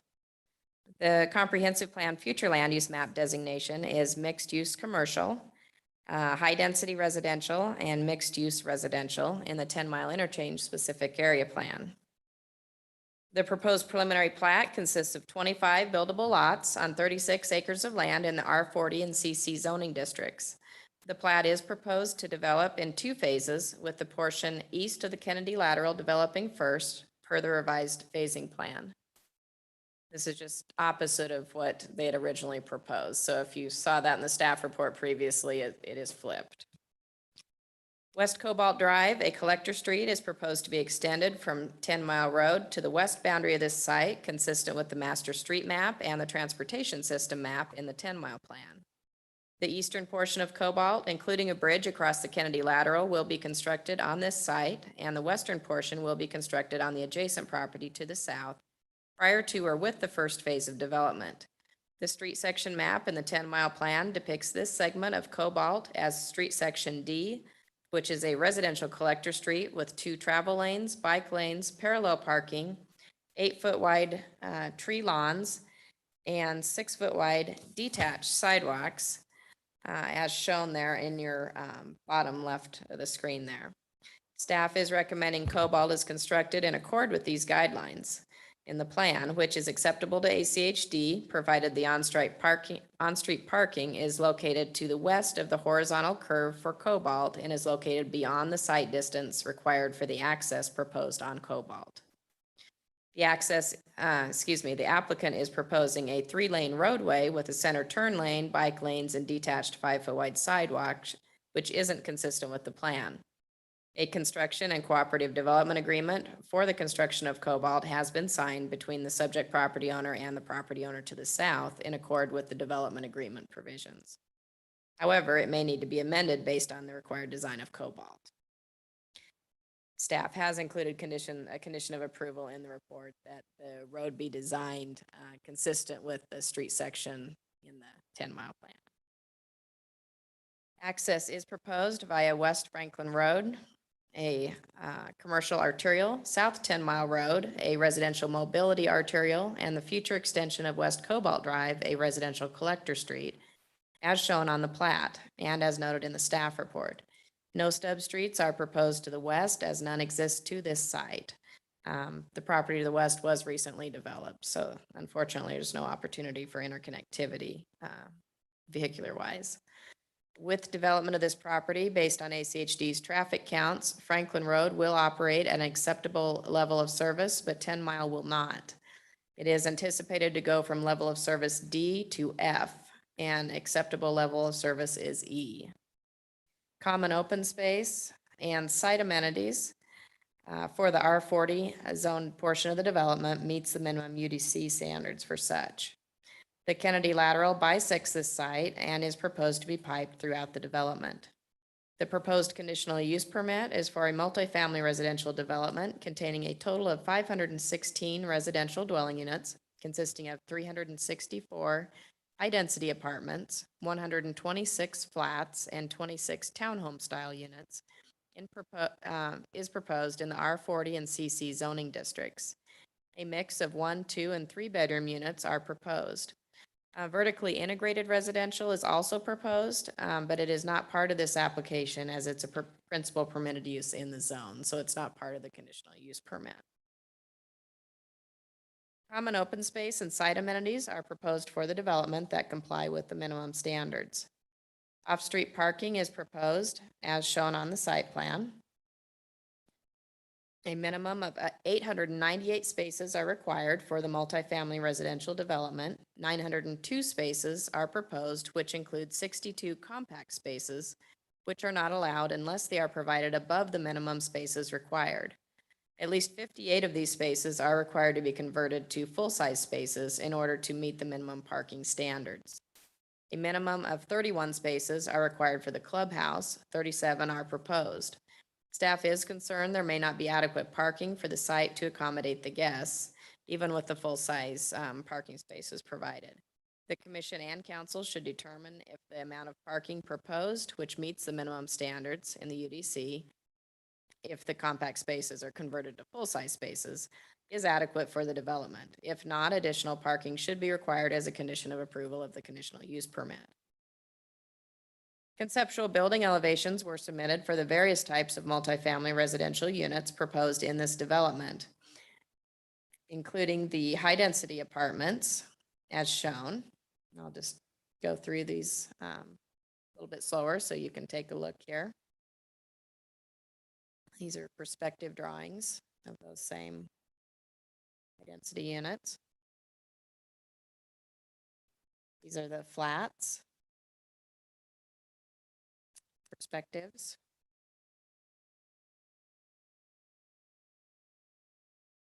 And these are the townhome style units. All of the structures appear to be of a high quality of design and consist of a complementary mix of materials, including wood look siding, hardy siding, metal siding, stucco, tile, stone veneer, and glazing and colors. The high density and flats are 4-story buildings, and the townhome style buildings are 3 stories in height. The high density apartments will have secure entrances and will be accessed by an internal hallway. There has been no written testimony received on this application.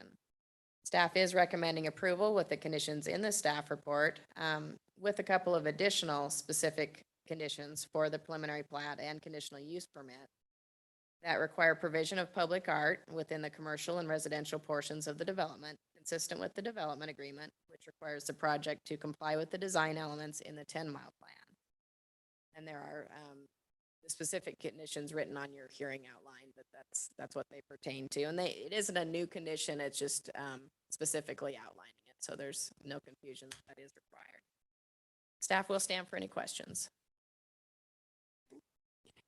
Would the applicant like to come forward?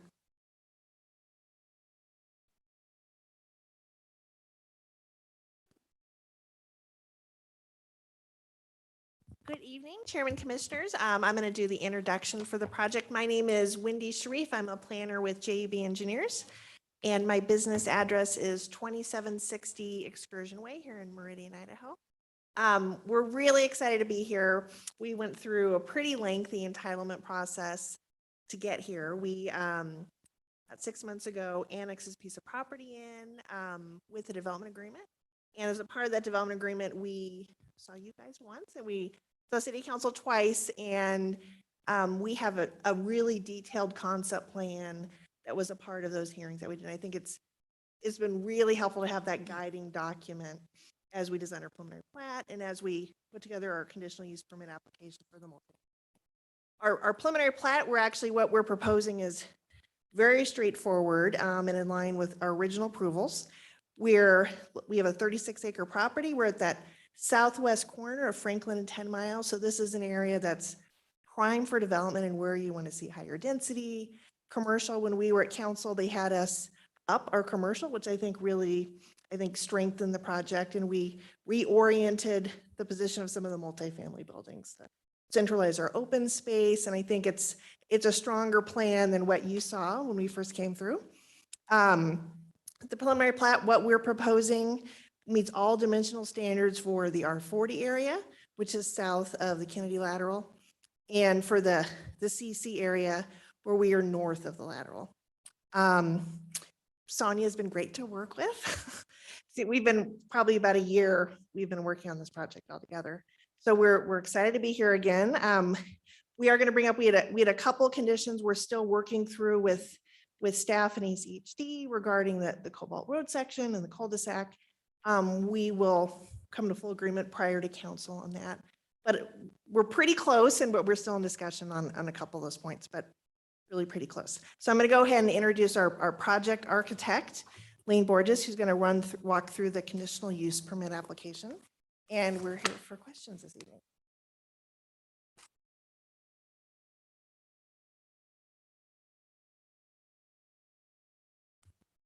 Good evening, Madam Chair, members of the commission. My name is Lane Borges. I'm representing 10 Mile Franklin LLC tonight in this application for the conditional use permit. We were obviously before you, as Wendy said, maybe 6 months ago with this project. And since that time, I guess, there we go.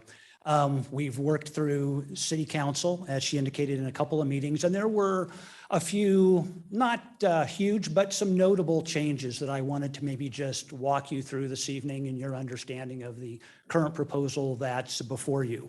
At the time we originally came to you, we did have a relatively detailed conceptual plan, and I don't know how much of this you may remember because I realize that you see a lot of projects every meeting, but I wanted to just touch on a couple of things that Wendy mentioned, changes that were made in the overall project. Conceptually, it remains the same. The frontage of the project along Franklin and 10 Mile consists of 5 what we call commercial development pods. And within each of those pods are a combination of either commercial buildings, vertically integrated mixed-use buildings, and in one of the pods, a multifamily residential building. The primary core of our residential component is the interior portion, the central portion and the southwest portion. I've kind of highlighted in color the building and the elements that are part of our conditional use permit. So everything that you see in gray there is stuff for future approvals that are part of the commercial. The 3 probably major things that are different from the project you saw, Wendy mentioned that the council did ask us to increase the amount of commercial space that we had in the project. They felt being mixed use, they wanted to see a little bit more commercial, a little bit less residential. So we added about 15% of the proposed square footage back into commercial space. And we probably decrease, I don't recall the exact number, but about 20 to 25 residential units in the process. So we still have the 3 different residential types that are part of our, I'll call our core residential project, and that is the high density, which are the buildings to the southwest, the blue ones, the flats, which are kind of the peach colored buildings in the middle, and then the red colored buildings are our 3-story townhouses. The little building in the middle is our clubhouse, recreation center, and co-work space. So I wanted to just quickly again revisit the concept behind this development. It was really oriented around trying to make this a very habitable, pedestrian-friendly community of live, work, and have fun. And the way we chose to do that was to really embrace and incorporate some of the guidelines in the specific plan within our project. I'm sure you're well aware that the specific plan has particular street sections that are designed for various public roads within the community, but we took the concept of those and incorporated them into our private streets within our development. So you'll see the streets that are highlighted in red there are our primary circulation, and along those streets, they're designed with parallel parking, bike lanes, street trees, street furniture, and those kinds of things to try to give the project the feel that the city is trying to achieve overall throughout the community. The next slide just shows the focus that we put on pedestrian circulation. So all those yellow lines represent pathways, sidewalks, and ways to interconnect the various residential elements as well as the commercial elements and access to the community. One of the other important things that happened during our council and review process was that we ended up putting the Kennedy Lateral underground. When we were before you, we had the commission's recommendation to council to leave portions of the canal open, and in detailed communication and working with the irrigation district, it was determined in the end that it would be better suited to place that canal within pipe underground. So in one respect, we gave up a little bit, but we also then created an opportunity to create larger open spaces that didn't have to be fenced off for security purposes, and that visually at the end of the day are easier for us to control and keep in a very attractive manner. The last probably major element that changed was the location of one of our buildings, and it was one of the high density buildings. Can't quite tell if my cursor is working here. It is the one kind of in the center of the site. It's called HD3. And originally that was an L-shaped building, just like the other 2 that are along Cobalt. And there was a parking lot between that building and kind of the clubhouse. And the council felt, and we think appropriately so, that that building would be better suited if it was oriented to the open space and the parking was kind of put behind it rather in the center of the project. So we redesigned that building, reoriented it, and we're able to create a really nice integration. You'll see how the open space goes between buildings 1 and 2, crosses a driveway, goes to a large open space that really links building 3 with the common and community areas. So we think overall it was a really good change. I want to just run quickly through the elements, and I know you've seen some of these images already, so I won't dwell too much. But the first one is our clubhouse. As you already saw in the phasing plan, we're going to be starting construction with the residential components that are north and east of the canal.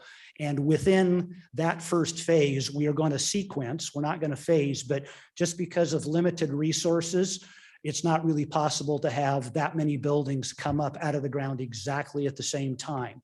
So we're going to sequence it by starting the clubhouse. As soon as we get foundation done there, we'll move to the next set of buildings and keep going. It doesn't do us much good to have a finished clubhouse without having apartments available. So what's highlighted there shows the clubhouse, and these are some of the images of what the clubhouse will look like. So high quality, a lot of design detail and thought have gone into these to create a very vibrant and really interesting and exciting place. The second element is our flats.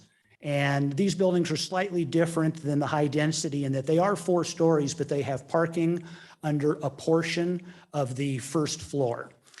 These buildings also are street fronting and street facing. So in concert with the specific plan, all of the ground floor units of these buildings have street front entries. They also have entries internally in the building because these are internally loaded buildings. So almost like a hotel, there's a corridor down the middle and apartments on both sides. But the lower floor units will have entrances from the street, which is consistent with the specific plan. And these are some of the images of what the flats buildings will look like. Again, a lot of variation in architectural vocabulary, in materials, in colors. The third element is the townhomes. So these are individual residential units that are 3 stories, a garage and an office or bedroom on the first floor, the primary living area on the second with kitchen, dining room, balcony, living area, and then 2 bedrooms on the third floor. And this is the renderings of the various. And then the last element, in which will be our phase 2 construction for the residential component, is our high density housing. So similar materials, but slightly different detailing and such in these buildings to differentiate them.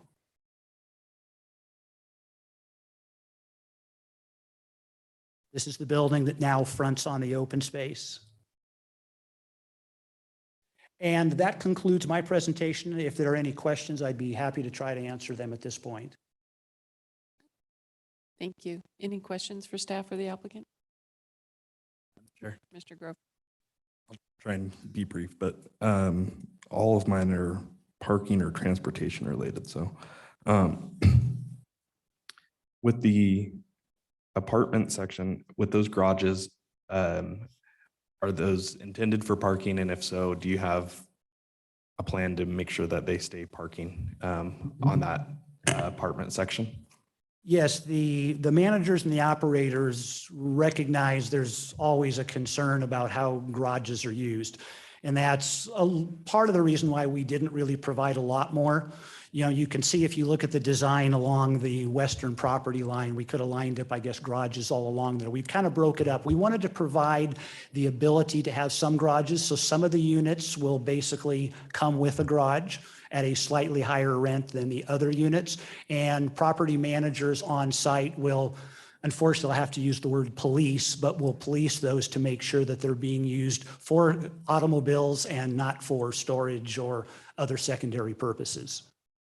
And then follow up,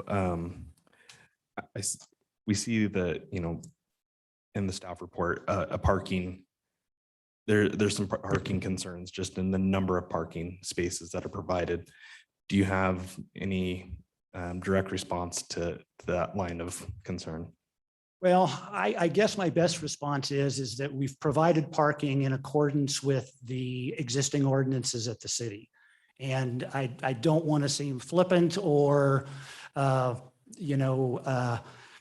negative, but it seems that if the city feels that there are issues with whether the parking is appropriate, that it's perhaps an ordinance issue and not an issue that should be imposed on a particular project.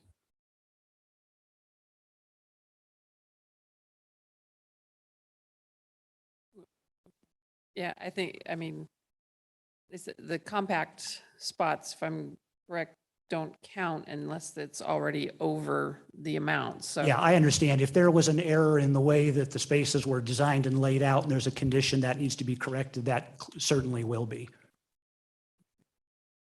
So do you envision that you'd have space to make that correction? Or are we talking about lessening units or what? You know, at this point, we just got the staff report, so we really haven't had a chance to sit down and analyze what the impacts of converting those spaces would be. I mean, our parking is spread out in various areas. So it's not as if all the impact is going to be in one particular place in the project. We're hopeful, obviously, that the impacts are relatively minor and that we can absorb them, but I can't tell you exactly at this moment what the total implications might be to the existing parking count or whether that could have some effect on the number of units currently proposed. Madam Chair, Mr. Sue? I was in here when we went through the DE on this, and Cobalt was big piece of the discussion there. So after all this and going through everything with the agreement with the neighbor there, why did you guys decide not to build that to the 10-mile plan? Actually, I think I'll let Heath, would you like to maybe address that issue? He has a little bit more history on of this topic. Hi, everyone. Heath Clark, 251 East Front Street. Nice to see everybody again. So a little bit of history on that. As you might recall, Commissioner Seal, that when we were before you, we had an ACHD report that indicated a 70-foot right-of-way width on that. The current ACHD report indicates a 70-foot right-of-way width as well.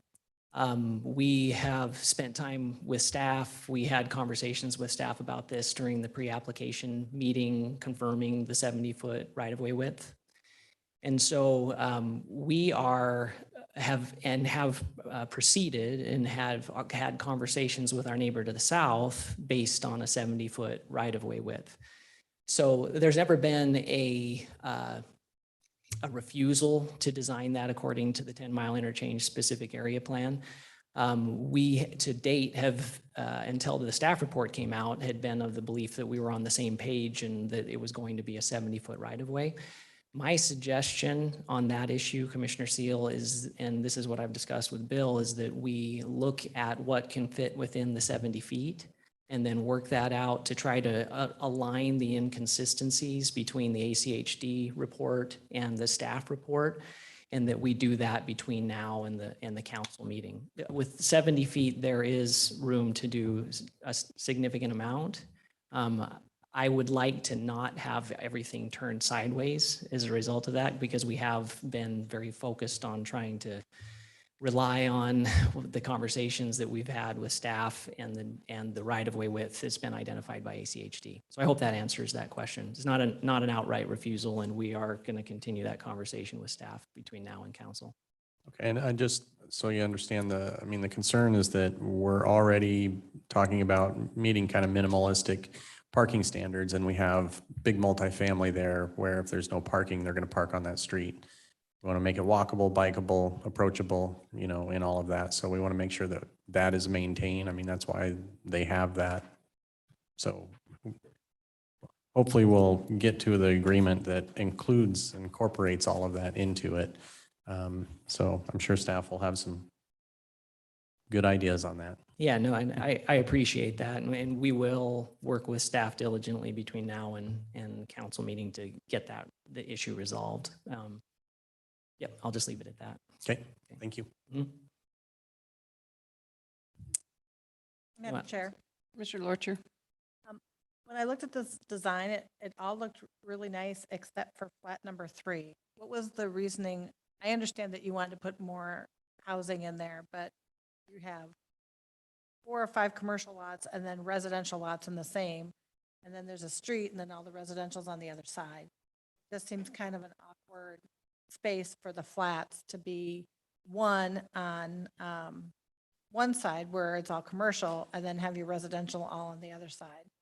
Well, Actually, we have, I forgot to mention, one of the other subtle changes that happened during our approval at council is we actually included additional mixed-use buildings. In the original proposal you saw, we had 3 mixed-use buildings that were primarily along the north-south access road that links Cobalt and Franklin. And as part of our redesign process, we've incorporated more. So the peach-colored building that you see, which is this residential building, is actually flanked by vertically integrated mixed-use residential buildings as well. So what we were trying to do was avoid having everything all on one side and kind of having this barrier. And we were trying to, I guess, create as much activity and as much access off of these circulation streets as we could. And we felt that if we kept all the residential on one side, then it would feel like, well, that's all commercial and this is all residential, and this really isn't the mixed use environment we were trying to create. What you're telling me is that if you're unable to sell the mixed use commercial, that would turn into residential? No, what I'm saying is those buildings, although when you look at it on here, it's like, well, you have an isolated residential building on its own, when in fact you have residential buildings on both sides of it as well. The difference being they have commercial on the ground floor and then they have residential above. Gotcha. And that happens again when you continue to the west. There's another mixed use building in what we call Pod 3, which is the one on the corner. So we have, if you go from west to east, we have a commercial building, then we have mixed use, residential, mixed use, and then commercial. So we're trying to create that integration. Okay, thank you. Madam Chair. Mr. Yearsley. So I want to go back to the parking a little bit. I understand your wanting to adhere to code, but given the overall mass and size of this project, I'm still really concerned about, at this point in time, you're going to have a lot of visitors come to different people at different times of this project. And I think your parking is woefully undershort. My opinion is if you're unwilling to consider more parking, I wouldn't mind continuing this till a date certain, and we can work out a ordinance to fix that. Just saying my opinion. Because I believe there is a new one that started this year with additional guest parking requirements that I don't think was considered in that number either. Yeah. Madam Chair, Commissioner Yearsley, I appreciate your comment about that. When it comes to parking, the city goes through an analysis when they do their ordinance, and it's a scientific evaluation that comes up with quotas and ratios that we have to live up to in order to satisfy those formulas. It's not a gut feel analysis that results in those parking quotas. And that's kind of the danger. And you guys know I'm here all the time, whenever there's something, a smaller subdivision, more dense subdivision, that's always a question that comes up. Is there enough parking? Even though you met the code, is that enough? At some point we really do have to rely on the code and say, okay, if you met the code, then you've done what the city has asked you to do. And I would just, I want to be careful in the way I say this. Continuing an application in order to change an ordinance would be a very legally suspect approach. We vest as a matter of law in the ordinance as it exists at the time of the application. So, yeah, we want to listen to your concerns. Absolutely, we want to do that. But, we also know that there's a rule book. There are rules of the road that are identified in your code. And we design according to that, and we invest according to that. And I think that that's a two-way street. We should get to rely on that as well. So for what that's worth, Commissioner Yearsley. If I may, Commissioner Yearsley, I apologize if I made it sound like that we were unwilling to investigate the ability to add parking spaces. The staff recommendation obviously has left it up to the commission and the council to decide what is appropriate. And I don't know that there's maybe anybody here tonight that's ready to tell me if you provide 10 more spaces, that's fine, or 50 more spaces, or 150 spaces. So it kind of leaves us in a very vulnerable position. We certainly are willing, because we already know we need to do some reanalysis of the compact spaces, that in this redesign and reevaluation effort, any place that we could add additional parking, we will certainly do that, recognizing that there's a concern. So again, I apologize if it made it sound like that, no, we're not going to do it, this is it or nothing. That's clearly not our intent. Thank you. Madam Chair. Yes, Commissioner Um, Lane, can you, the flat, I think it's flat F3. Yes. You've talked about that. So we got the mixed use, the buildings that flank that to the left and right. We've got some residential in there. Is that correct? Correct. And then that pod to in the northeast corner, there is same thing. There's residential up in there as well. Correct. Do you have the count? Because one of the things I'm parking, and this is just jumping out to me, we got a fair bit of residential up there. We've got commercial up there. I don't see, even if we met the parking in total, I don't see enough parking in those pod areas, particularly that one in the middle with the flat F3 for all that residential. I mean, those people are going to be parking down at the southwest corner and having to walk all the way over there. Okay, a couple of things to consider. One, the parking standards for the vertically integrated residential are different than the parking standards for I'll call it the conventional multifamily. They're actually lower. So our requirement is lower, but we also in that area, you have to keep in mind that flats building has parking underneath. So there is parking there that's provided that you can't physically see on this plan. And then also there is street parking.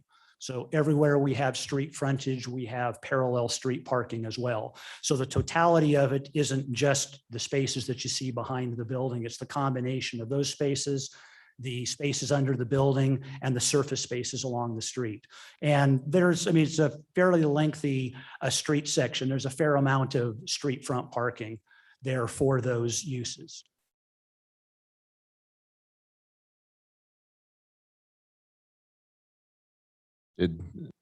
Sonia, did staff look at how that parking was all laid out when looking at those residential areas that are in those separate pods, or was it viewed as in its entirety? Commissioner, I'm not sure I understand your question. The entirety probably, the parking calcs, the covered versus uncovered, and the total amount of spaces were reviewed. Okay.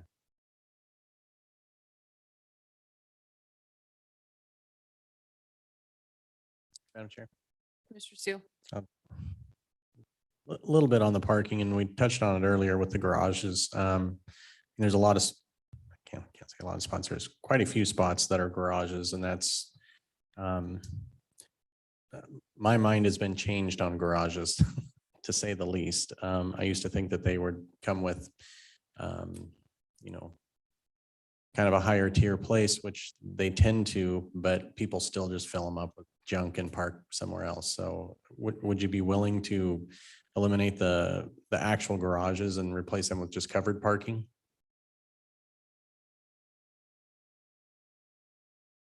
Not sure that I'm in a position to make that decision. I mean, clearly it can be done. Physically, it can be done. It obviously changes an amenity of the property that the developers would like to have in order to remain competitive with the other product in the area. So it would clearly not be our preference. Understood. It's just something that has come back. We've heard several times in several different places that they're expanding on, that there is not enough parking and all the garages are filled up and people are just parking outside. So that's always a concern with this when we're looking at, and again, you've met or are going to meet the minimums. So that's great. The minimums are kind of there. I mean, I have a 10-year-old kid. If he comes home and has met the minimum, I'm not cheering for him. So that's the way that I look at this. We've met the minimum. I like this layout. I like what you've done with the mixed use commercial. I'm a big fan of that. I think that it opens up a lot of opportunities we have yet to take advantage of in this community. And there's some things about this, the walkability, the green space, the way the multifamily really kind of, is centralized. The clubhouse looks good. But the parking is a big deal. And it's always a big deal. And it always comes back to bite us when we get it wrong. Generally, when we hear problems with this, it's when we have multi-phase developments that are coming in. Phase one goes in, there's parking issues. A lot of the people from phase one are in talking about the multiple phases, saying the parking is horrible.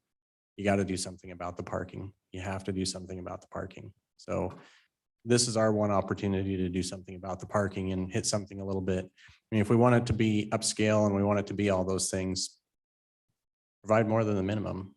I think that's the key to, kind of helping this move along a little bit.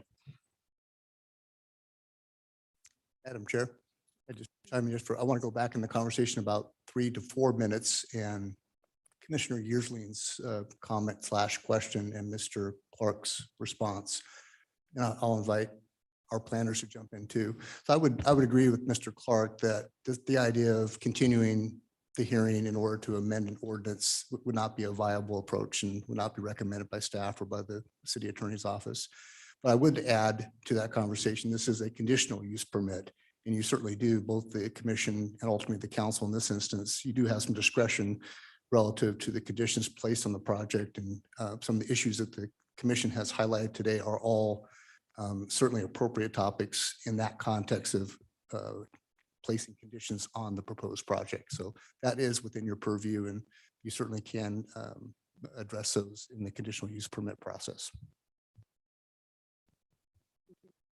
Madam Commissioner, Commissioners, Eric Pielagard, developer, along with my partner, Mark. On the garages, we looked at the lofts. We've looked at projects across the street. They also have garages. They're at minimums. The project that we built over on Locust Grove, all the spaces are full, even at those minimums, or what is required. If we take out the garages, yes, it'll probably create some more stalls and we wouldn't have that issue. But from the management standpoint, it's imperative. It wouldn't make sense for that potential resident to not use that garage because we're going to eliminate that space for them to park in. So from a management standpoint, we're going to ensure that they do not fill it with boxes. We do inspections, and they're paying probably an extra $200 to $250 a month to park the car in there. It'd be much cheaper to park the boxes, a quarter mile down where there's 7 or 8 mini storages that are available. So I will direct the team on the parking issue to resolve the parking issue, because we do have areas. During the piping of the canal, there was roughly, I think, a 70-foot wide easement. But now that it's become piped, that easement has been reduced to 50 feet wide. So we have a little bit of latitude to pick up stalls. So I think that with Lane and our team working with Bill and Sonia, we will not do the minimum. We'll try to bring that up to where she gives us a better recommendation. But we agree with the staff's recommendation that we're going to work out a couple little details. But you're absolutely right. But again, if we're going back to a workplace, and being a 1-bedroom, 2-bedroom, we really look for the cars to be more associated with the flats and the townhouses, because those are the 2 and 3-bedroom type units. So where you have a studio, even though there might be a car or 1.5 ratio, I feel the high density is going to park fine. And with the commercial that we have, we should be good, as well as there's 58 spaces for the clubhouse, 37. And that's calculated in, but that's also extra stalls. And again, it's in the center of the concept. But I agree with you. We don't want to go to the bare minimum. If necessary, we would be happy to reduce some of the garages, again, to pick up more stalls so it is used for parking. If you have a project that is overparked, you're going to get to that, reputation that there's not enough parking. It's not going to be good and healthy for that environment. of the complex. And so we feel that we'll park it accordingly to get at your satisfaction. And I'm sure that we can work with Sonia and Bill to make that happen. And it's heard, we recognize it. We're having the same issues that are going to be coming before you on the commercial pieces. I feel I can share that maybe there's a certain fast food person that wants to be here, and we're probably not going to let them come here because you know what the parking and the cars do to your development. So we're very sensitive. Our team is sensitive to it, and hope you can rely on our expertise to get it there to be satisfactory. Thank you for your concern. Thank you. Madam Chair, I have something that kind of piggybacks on some of what we've been talking about. Is there a public transportation component that has been integrated into this to alleviate some of the parking concerns? I know that across the street, they've are going to be working with Valley Regional Transit to have the new fixed line bus route there. Have you been in contact with them and have plans for that? There are no plans currently for anything of that nature, but I think it's a great idea and certainly something that we will evaluate and look into to see what could best help alleviate some of the concerns over the parking numbers.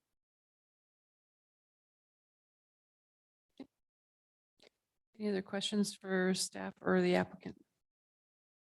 Madam Chair, if I can just chime in just real quickly back to City Attorney's Office comments, Kurt's comments in particular. But the next round of UDC changes are coming up, and I've been asked to reanalyze parking for multifamily to kind of ease Commissioner Yearsley's commentary about looking at our parking standards for multifamily. It is on our things to do to see if we are hitting the mark on that.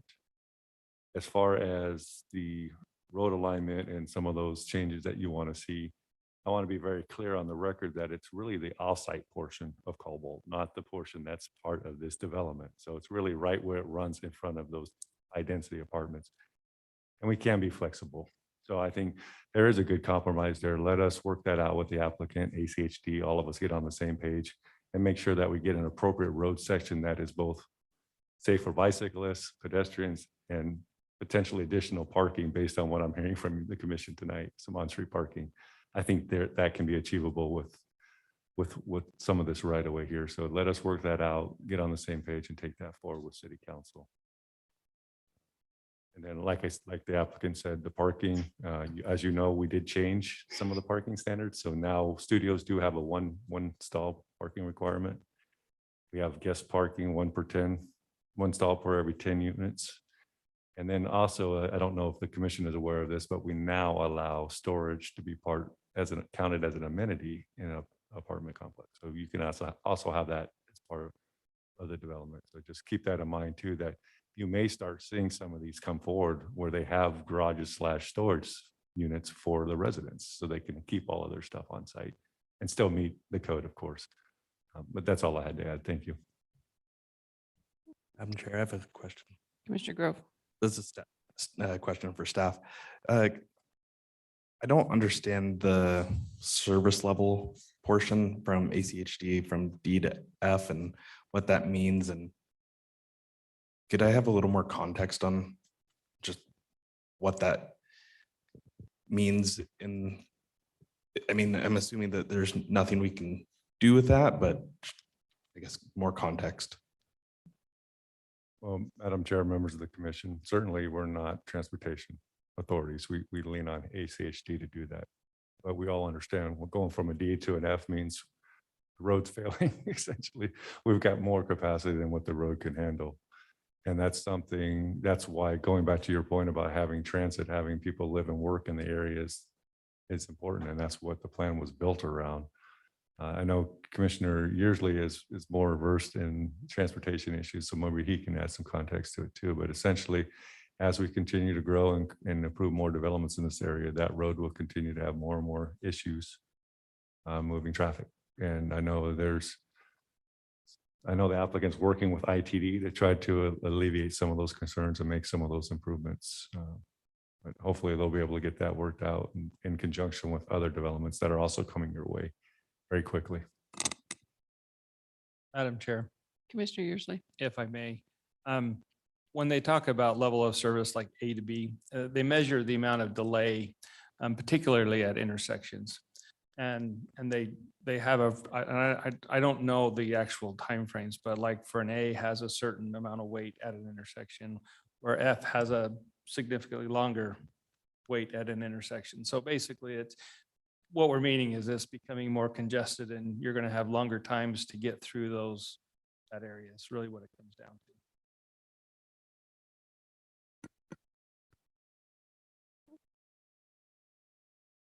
If I could, Heath Clark again for the record, and Commissioner Grove, that was evaluated. ACHD identified it or went over the mitigation that would be requested as a result. They did not I request any mitigation for that 10-mile corridor. And in part, that was because of some of these multi-use pathways that are going to be going in, pedestrian connections that are going to be added there. And then they also looked at the completion of State Highway 16 and Chinden, thinking that that will also reduce some of the burden on 10 miles. So they did look at that question and specifically identified what mitigation would be required, and we're in agreement with that.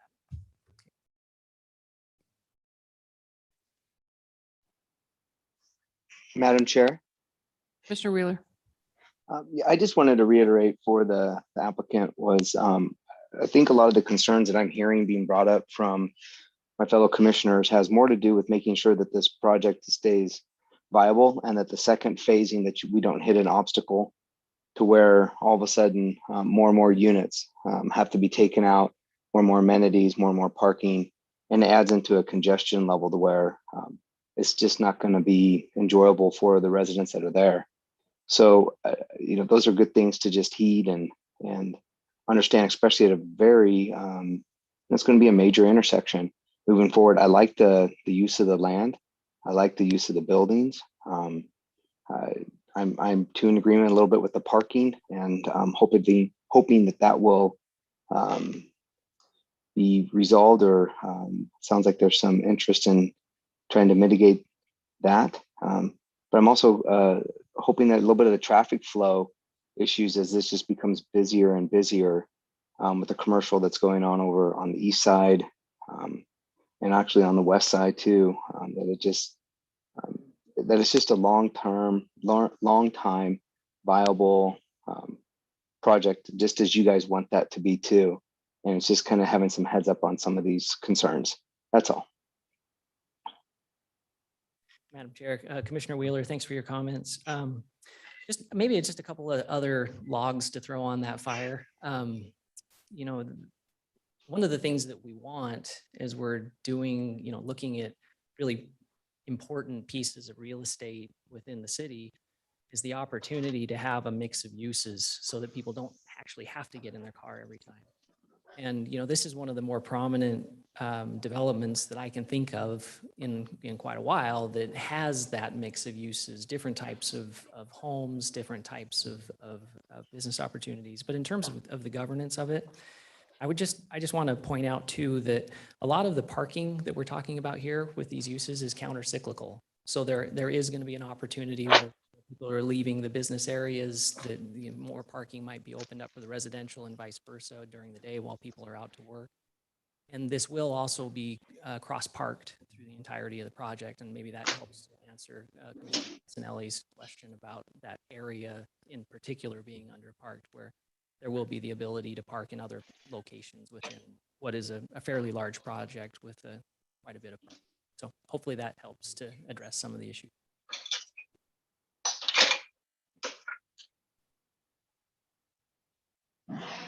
Any other questions for staff or the applicant before we close or before we move on to public testimony? Madam Clerk, do we have anybody signed up to comment on this application? Madam Chair, we had one person sign in. That's Joanne Butler. Joanne's online. Thank you, Madam Chairman. Joanne Butler, 967 East Park Center Boulevard. I don't have anything else to add tonight. I just did sign up in case I did want to comment. Thank you very much. Being said, is there anybody else on Zoom or in the room that wishes to testify on this application? Okay. the applicant have any further comment? I get a motion to close the public hearing on H-2021-0063. So moved. Second? It has been moved and seconded to close the public hearing on H-2021-0063. All those in favor say aye. Aye. Opposed? Motion carries. I'll jump up. I like all the layout and everything. I mean, the parking does need to comply with our code, which it does not at the moment. So I think there is opportunity to work with that. I think I know the garages can be a problem for storage, but I think it is a nice amenity, especially with the level of customer that they're looking at for these high density areas.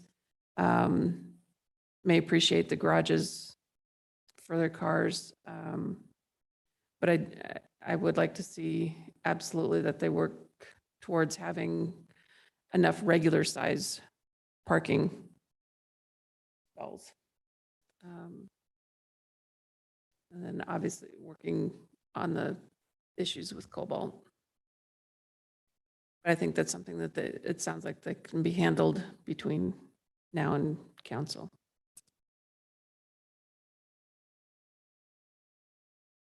Madam Chair.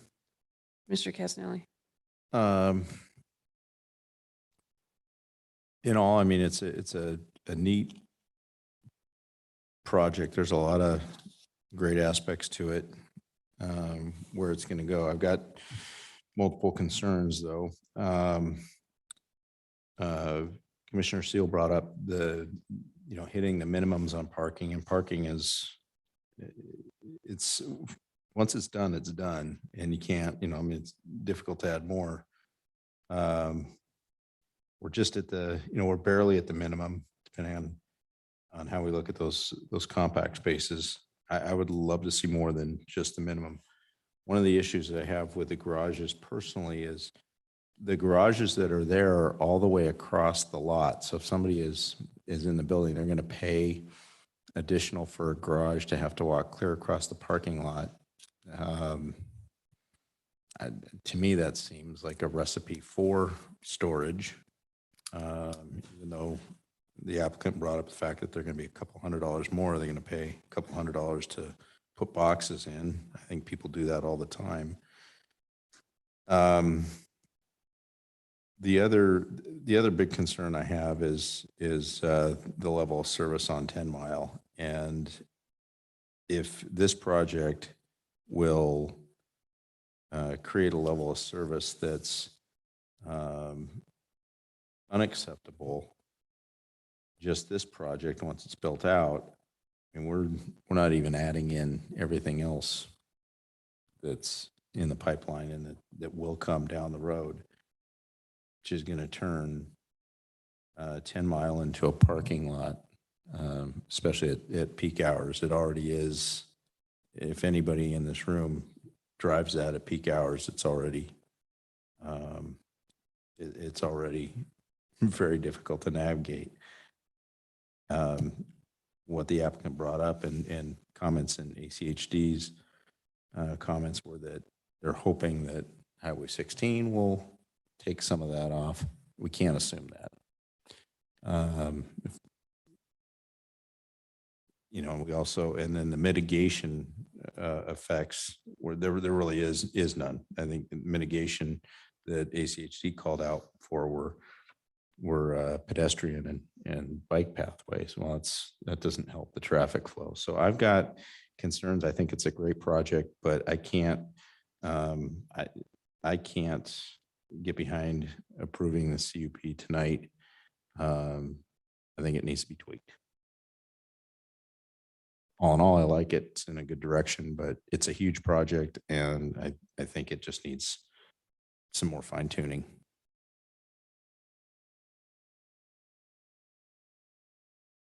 Madam Chair.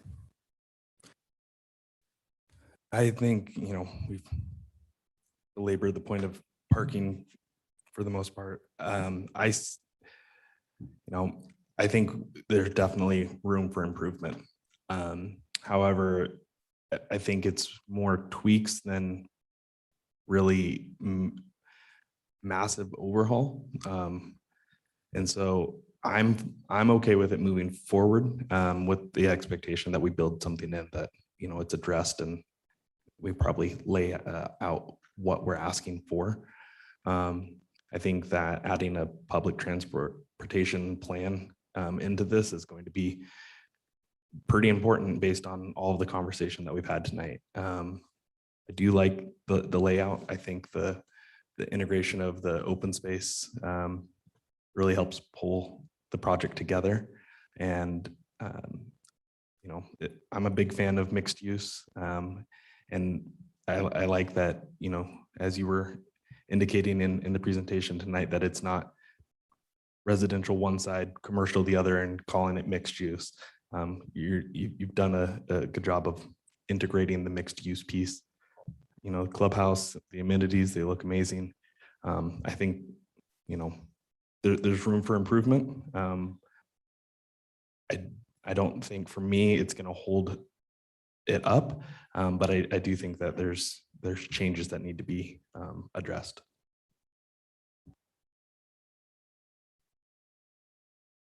Madam Chair. Mr. Seal.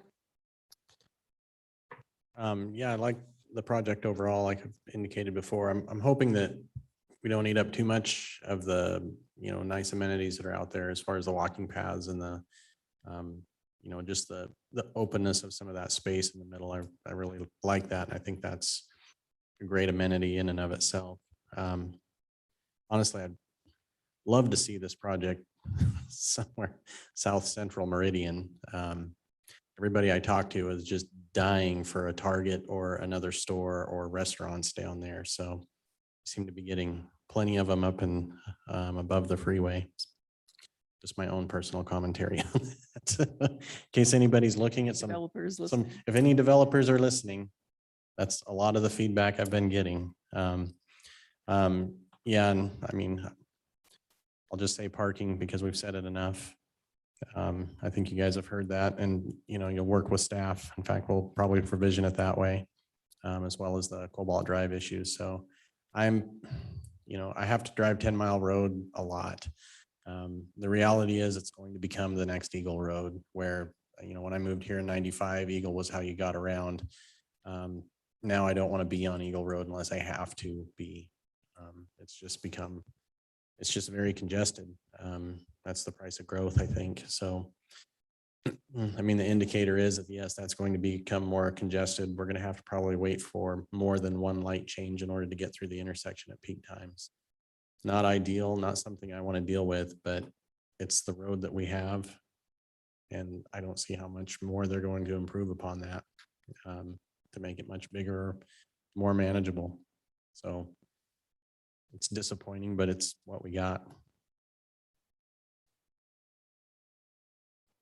Madam Chair, Mr. Wheeler. I think there's a lot of positives to this development too, because I also like to take a look at a piece of property and say, obviously highest and best use, right? That's the standard on it. And then also replacement. So what else would you want to see here that makes sense for the city of Meridian and also its location? And this to me is just a nice fit for what's around, what's across the area. It's on the going to work side. As the applicant stated, there will be even jobs created within this development to where somebody's commute could be a 3-minute walk. And I also think that this green pathway here from Franklin Road that cuts through the lower third of the project and then comes out near 10 Mile Road could almost be a showcase piece for this area. People coming over, visiting family, friends, people coming to work, and then hanging out in this little kind of like a Central Park feel with little walkway, pathway, things of that nature. So I think there's a lot of benefit and positivity and add to the community on this. No need to say anything more about the parking side. It's all been said. But I do know that when congestion gets other concern is just the interior traffic flow. As some of these streets will just get more and more congested, to just make sure that there's enough space for the interior movement and some of the cut throughs that might happen and things of that nature. And it seems like a smart, thought out plan, working with other quasi governmental agencies in order to make sure that all these things are met. But and I think most of the ideas, I kind of go with Commissioner Grove on this, they're just tweaks. But the main components of this are good. And I think most of that can be worked out with staff, as staff also mentioned.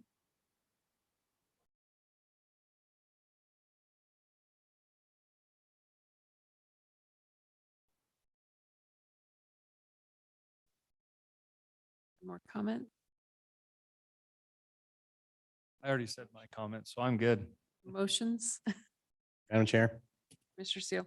I got a stab at a motion here. After considering all staff, applicant, and public testimony, I move to recommend approval to the City Council of file number H 2021-0063 as presented in the staff report for the hearing date of November 4th, 2021, with the following modifications.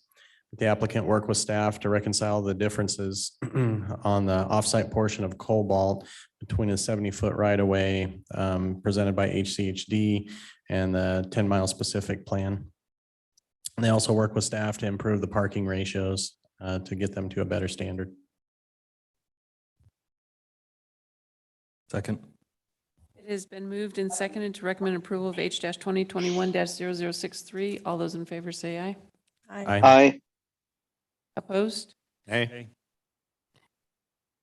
Madam Clerk, do you have the well-defined? Madam Chair, if you don't mind, let's go ahead with a roll call vote. Yep. Commissioner Wheeler, Aye. Commissioner Grove, Aye. Commissioner Seal, Aye. Commissioner Lorcher, Aye. Commissioner Casanelli, Nay. Commissioner Yearsley, Nay. Commissioner McCarville. Aye. Thank you.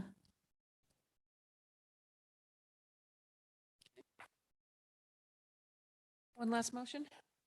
Yeah, officially say it passed. Oh, sorry. I'm ready for the last motion too myself. Yes, it has been moved and seconded to approve item or recommend approval H 2021-0063. Motion passed. One more. Madam Chair. I move we adjourn. Second. It has been moved and seconded to adjourn the meeting. All those in favor say aye. Aye. Aye. Opposed? Motion carries. Hope not. Good night, everyone.